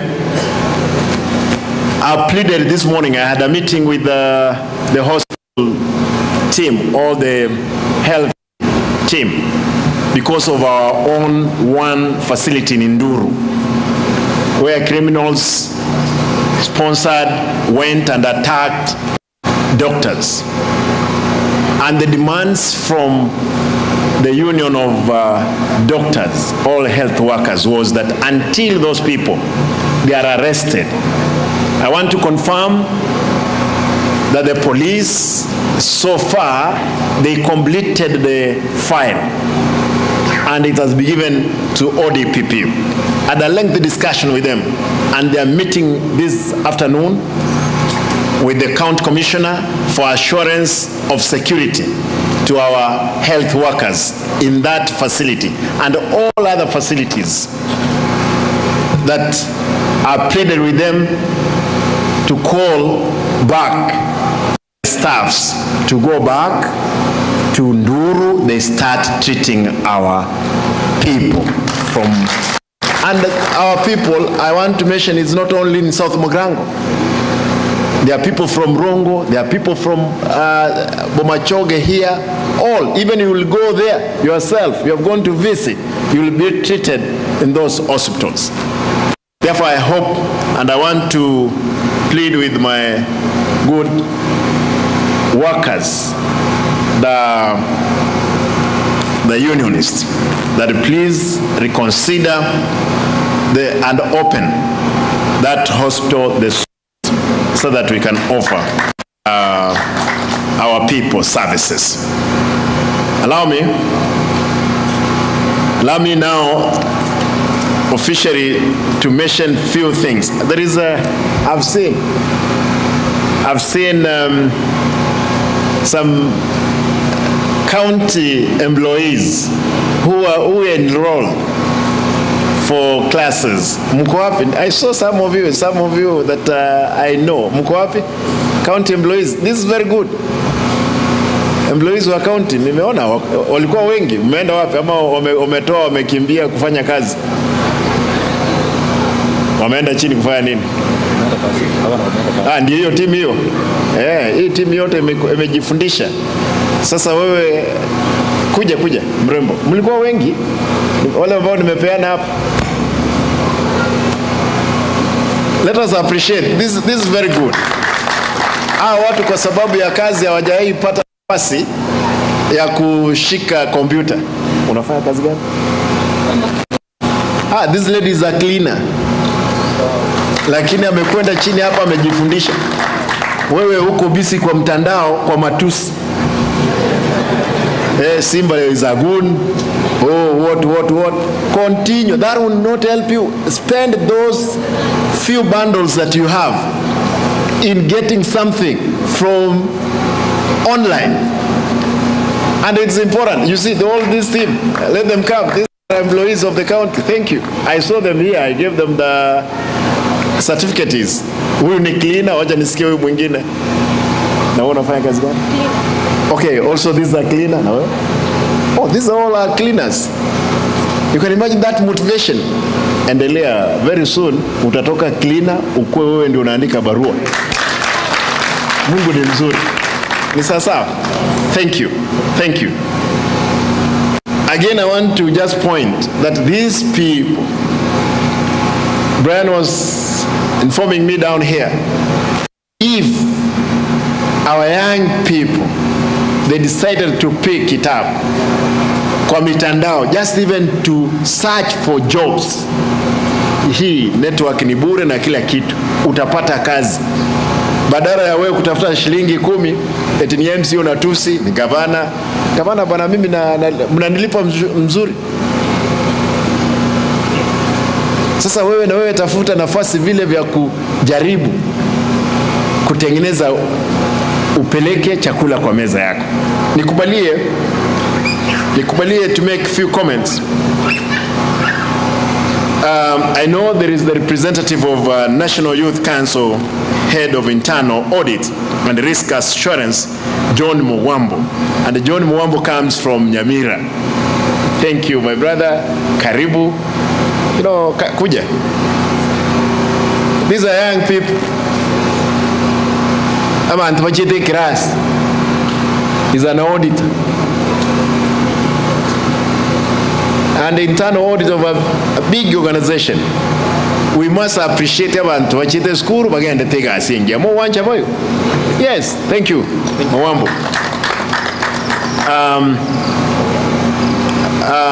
Of course, my brother from the International Labour Organization, my brother, younger brother Brian, distinguished invited guests, ladies and gentlemen, allow me to do what I'm supposed to do now. I'm delighted to welcome you all to the official launch ceremony of Ajiri Job Center for Kisii County. From the outset, I wish to thank our partner, MasterCard Foundation, for this important project that seeks to tackle youth unemployment.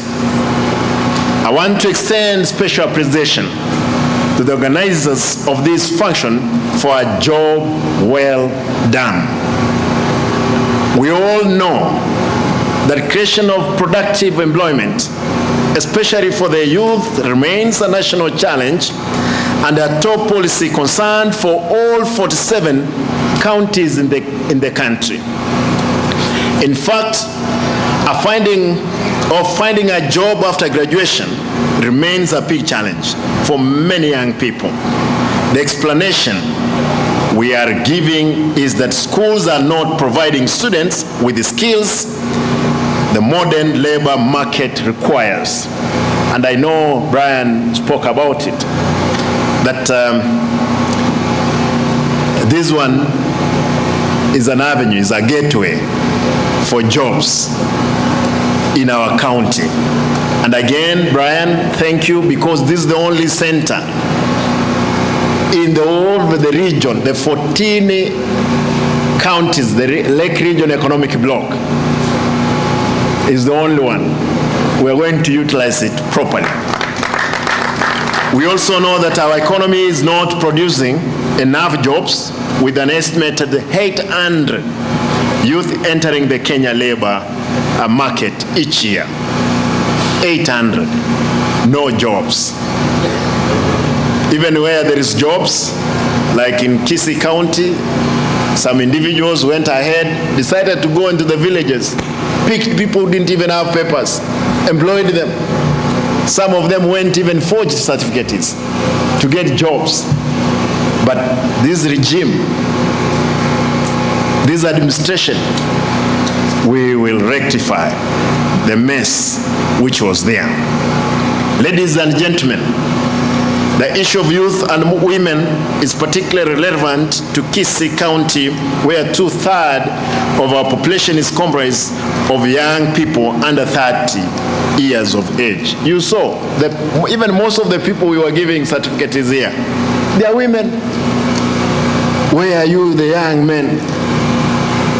And I want to recall when I went to the US some time back, in a graduation, again, majority were women. The ones who are getting their PhDs and everything. The question is, where were the men? The answer was most of them were in jail.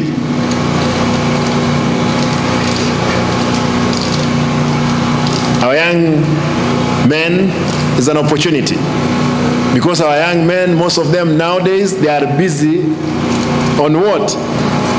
WhatsApps, Twitter, and not even progressive business in those forums.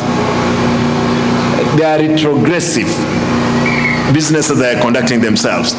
Our young men is a call, Kralion call I want to make. Please, let us enter and get jobs through online. I'm glad to know that the government has been working to address the issue of employment creation through various economic policies that seeks to encourage entrepreneurship and expanding SMEs. I'm confident that through partnership with the private sector, we shall create new jobs, empower youths, and create diverse economy for the benefit of our people. The Ajiri Center we are now launching today will offer training and mentorship opportunities for our youth and women to acquire digital skills to enable them participate effectively in the digital economy. Through the initiative, we are creating jobs while building a workforce that is equipped with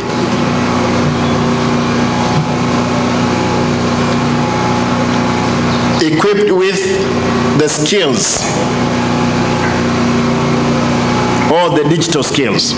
I'm pleased, therefore, to note that already we have trained these ones who are here, 68 youths who have graduated today. Our objective is to train 1,000 youths drawn from all over the county. Out of this group, we shall select the best 500 to train in cyber security.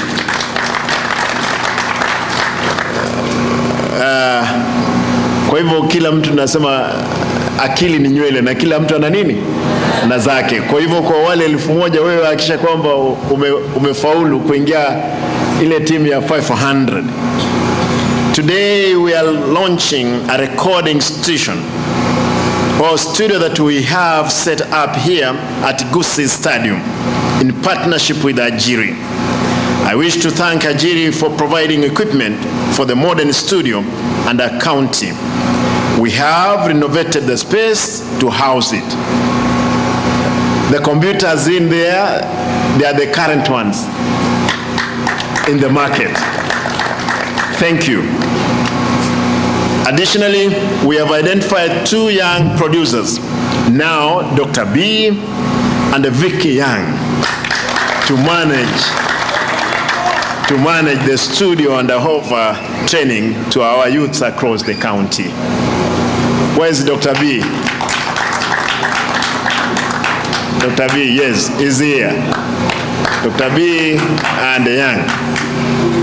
Guys, kando na what will be giving you, mimi nitatafuta yangu nihakikishe kwamba mko sawa.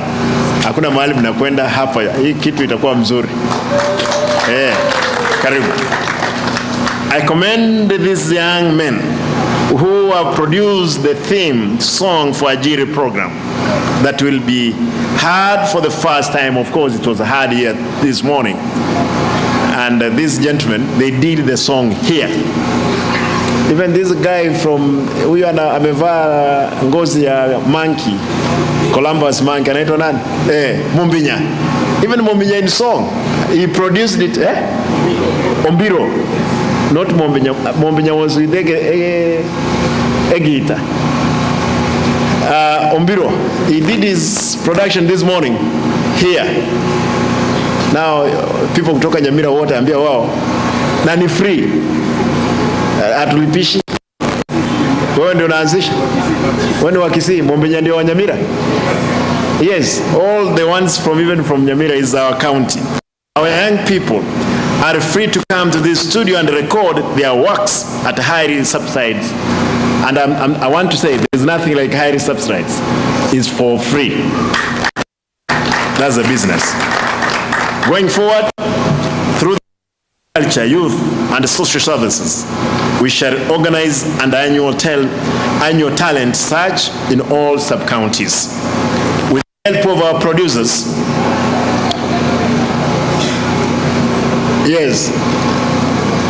with the help of our producers, we shall identify the best 5 in each sub-county who will get free recording deals at our studio again. Ladies and gentlemen, online work is the way to go. The opportunity in the digital workspace far exceeds the number of digital workers. Studies show that although millions of employees lost their livelihood when COVID-19 pandemic struck, opportunity for online workers improved significantly, especially in the data entry, online writing, virtual assistants, digital marketing, and transcriptions. I know of a farm in the US which is manned from Kenya, animal farm, a gentleman who has 1,000 cows. Therefore, at night, those ones who are analyzing data, they are based in Kenya. Kenyans, they are paid their salary close to 120, just analyzing data. Hii ng'ombe ilikamuliwa, hii ng'ombe ilioshwa mzuri. And the people, they are earning money while they are at home here. Therefore, let us take advantage of this studio and the center for equipping our young people. In developed economies, more and more companies are replacing their task online to be completed by freelancers. I urge our youths to enroll in the Ajiri program and acquire digital skills being offered for free to enable them make online work a source of employment. The advantage with the online work is that individuals do not work from home. Or they don't work from office, but they work from home. Nobody requires you to be in an office. All work at specific time. To parents, I urge you to encourage and support the youth to embrace online work. A lot has changed in the workplace. Hence, the need for parents and the youths to change their attitude and appreciate that you can generate decent income from the digital economy, sometimes even better than the traditional jobs. As a county government, we'll believe in digital work, and just like any other job, it requires commitment, dedication, and hard work. We shall constantly encourage our youths, both in and out of college, to aggressively grab the opportunity this program offers to enhance the skill set, and earn a decent living from the digital workplace. We endeavor to deepen the collaboration between the government, private sector, and the civil society to ensure Ajiri Center project succeeds. We must work together to ensure youths and women have the knowledge they need to succeed. Ladies and gentlemen, it's now my pleasure to declare the Kisii Ajiri Center of Fishery open.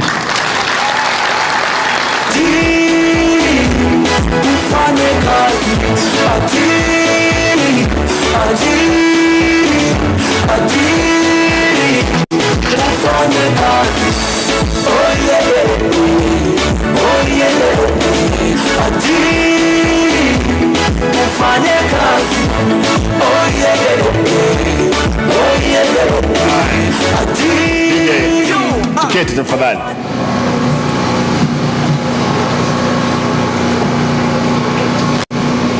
Already I know the center has employed six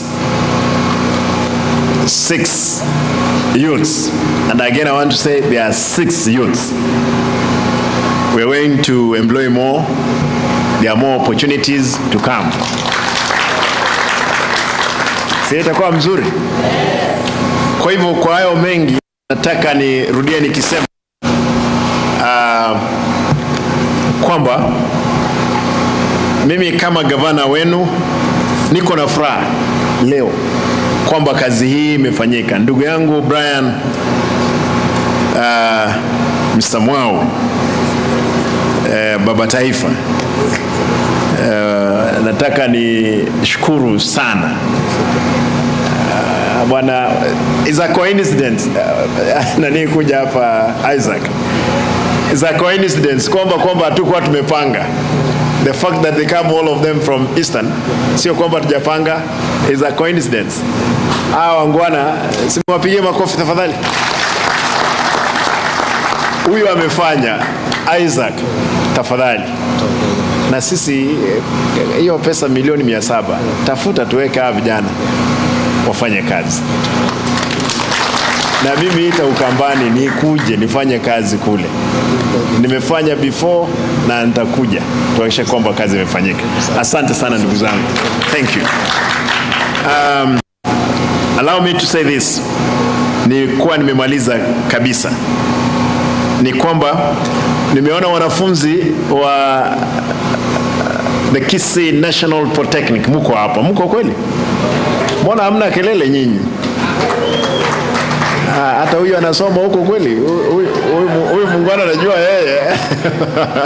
Huyu anafanya course gani? Hawa najua kwamba ni wangwana wangu hapa. Hiyo timu naijua vizuri. Kwa hivyo nataka niseme hivi, wanafunzi tafadhali, wale ambao wamaliza kidato cha 4 pia kuna program nyingi. Waheshimiwa MCAs vile mmeuliza, tutajipanga, especially the 45 wards. We must set aside some little money to actually kwamba these kind of facilities they are there. Ndiposa we take care of. We'll provide internet. Hapa internet ni bure tu. Bure. We'll be forced to have it.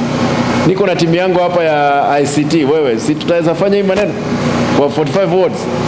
Yes, a very good team that watafanya kazi pamoja na sisi. Nikubalie niwaachie hapo. Nyinyi graduates mnajua kuna mahali mnaenda. I'm told mnajua. I'll be joining with you there baadaye. Ismail, huyu Mungwana yuko wapi? Huyu nataka nishukuru. Mwalimu wako yuko wapi? Mwalimu, your employer. Nataka nishukuru. Wewe umetengeneza huyu kijana vizuri. Thank you. Na nashukuru kwamba hawa wanafunzi wako na husuni. Sijaona wakiwa wamefurahia hawa watu umetoa wao kwa college yako. Hebu simameni juu nyinyi. Hawa ni watoto kutoka South Mugrango, si ndio? Kabisa. Yeah. And I'm happy under the leadership. Huyu Mungwana ndiye alikuwa Ismail na mwenye college, and we have been giving, I did 3,000. Yeah, 3,000. Even I go to the office. Yes. Before I go to the office, most of these people I sponsored them. Yes. And the majority of them were from South Mugrango. Nashukuru ndugu yangu. Mimi niko tayari, nitatafuta pesa kidogo niweke usaidie watoto wetu. Actually kutoka South Mugrango hapo Bomachoge because iko karibu na Bonchari, that team. Hii ingine pia tutengeneze pande hii, nitengeneze ingine ingine Nyaribari, ingine Bobasi. Ni sawa? That slots tumepeana tayari. Umepeana results? That is not for full scholarship. Wala wamemaliza sasa. Haya, nimeambiwa kwamba kuna admission ya 30 students ambao watajoin pamoja na hawa. Simpigia hawa wangwana, this is good. Nao hii ndio miujiza tutaweza fanya. Hakuna miujiza nyingine ama vipi? Asanteni. Huyu is now the big man here. Wewe si ndio mtu mkubwa sasa wa center? Wewe ndio mtu mkubwa sasa. Wewe linda center mzuri. Sawa? Yeah, asante. Again, sababu nilipea yeye, I tested him once. I gave him some 500,000 to sort out people. Akarudisha change ya 160,000. That's why I believe in him. Actually, I have around 3 people. Him, I tested him kwa sababu ya $500,000. There is somebody else here. Sijamuona. Yeye, even if I gave him 2 million na ameenda amepata watu ni 30, atarudisha 1.97. Is the same person. Juzi mimi bila kujua ameenda Gesieka amepata excavator ambayo imekaa for 4 good years, iliharibika. He picked his own money, 120,000, fixed the excavator, brought it here. It's at ATC, ndio ilikuwa inatengeneza hata hii maji ambayo ilikuwa imebomoka hapa. They are good people. Wengine hapa wacha 10,000 hata 1,000 ikianguka.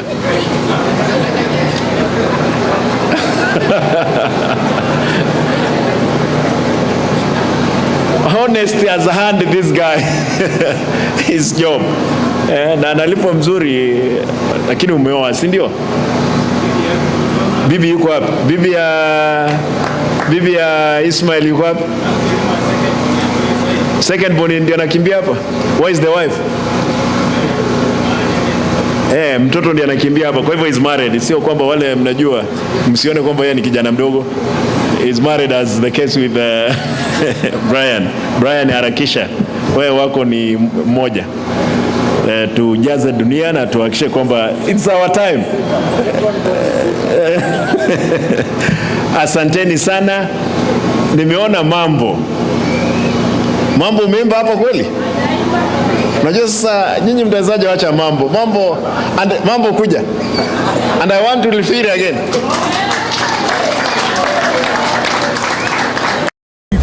Ubwensu bw'omugusi. Ndizi TV. Ubwensu bw'omugusi.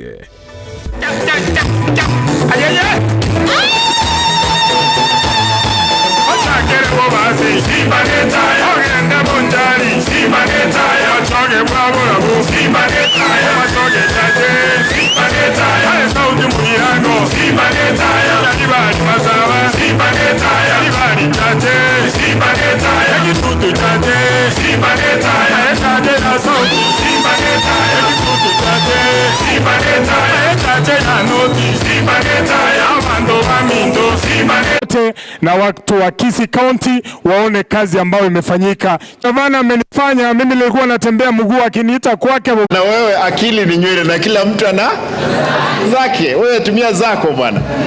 Asanteni sana ndugu zangu na dada zangu, mkuwe na siku njema. Ajiri, wewe kuja tupigwe picha hapa bwana. Mimi niko na furaha nyingi sana. Ufanye kazi,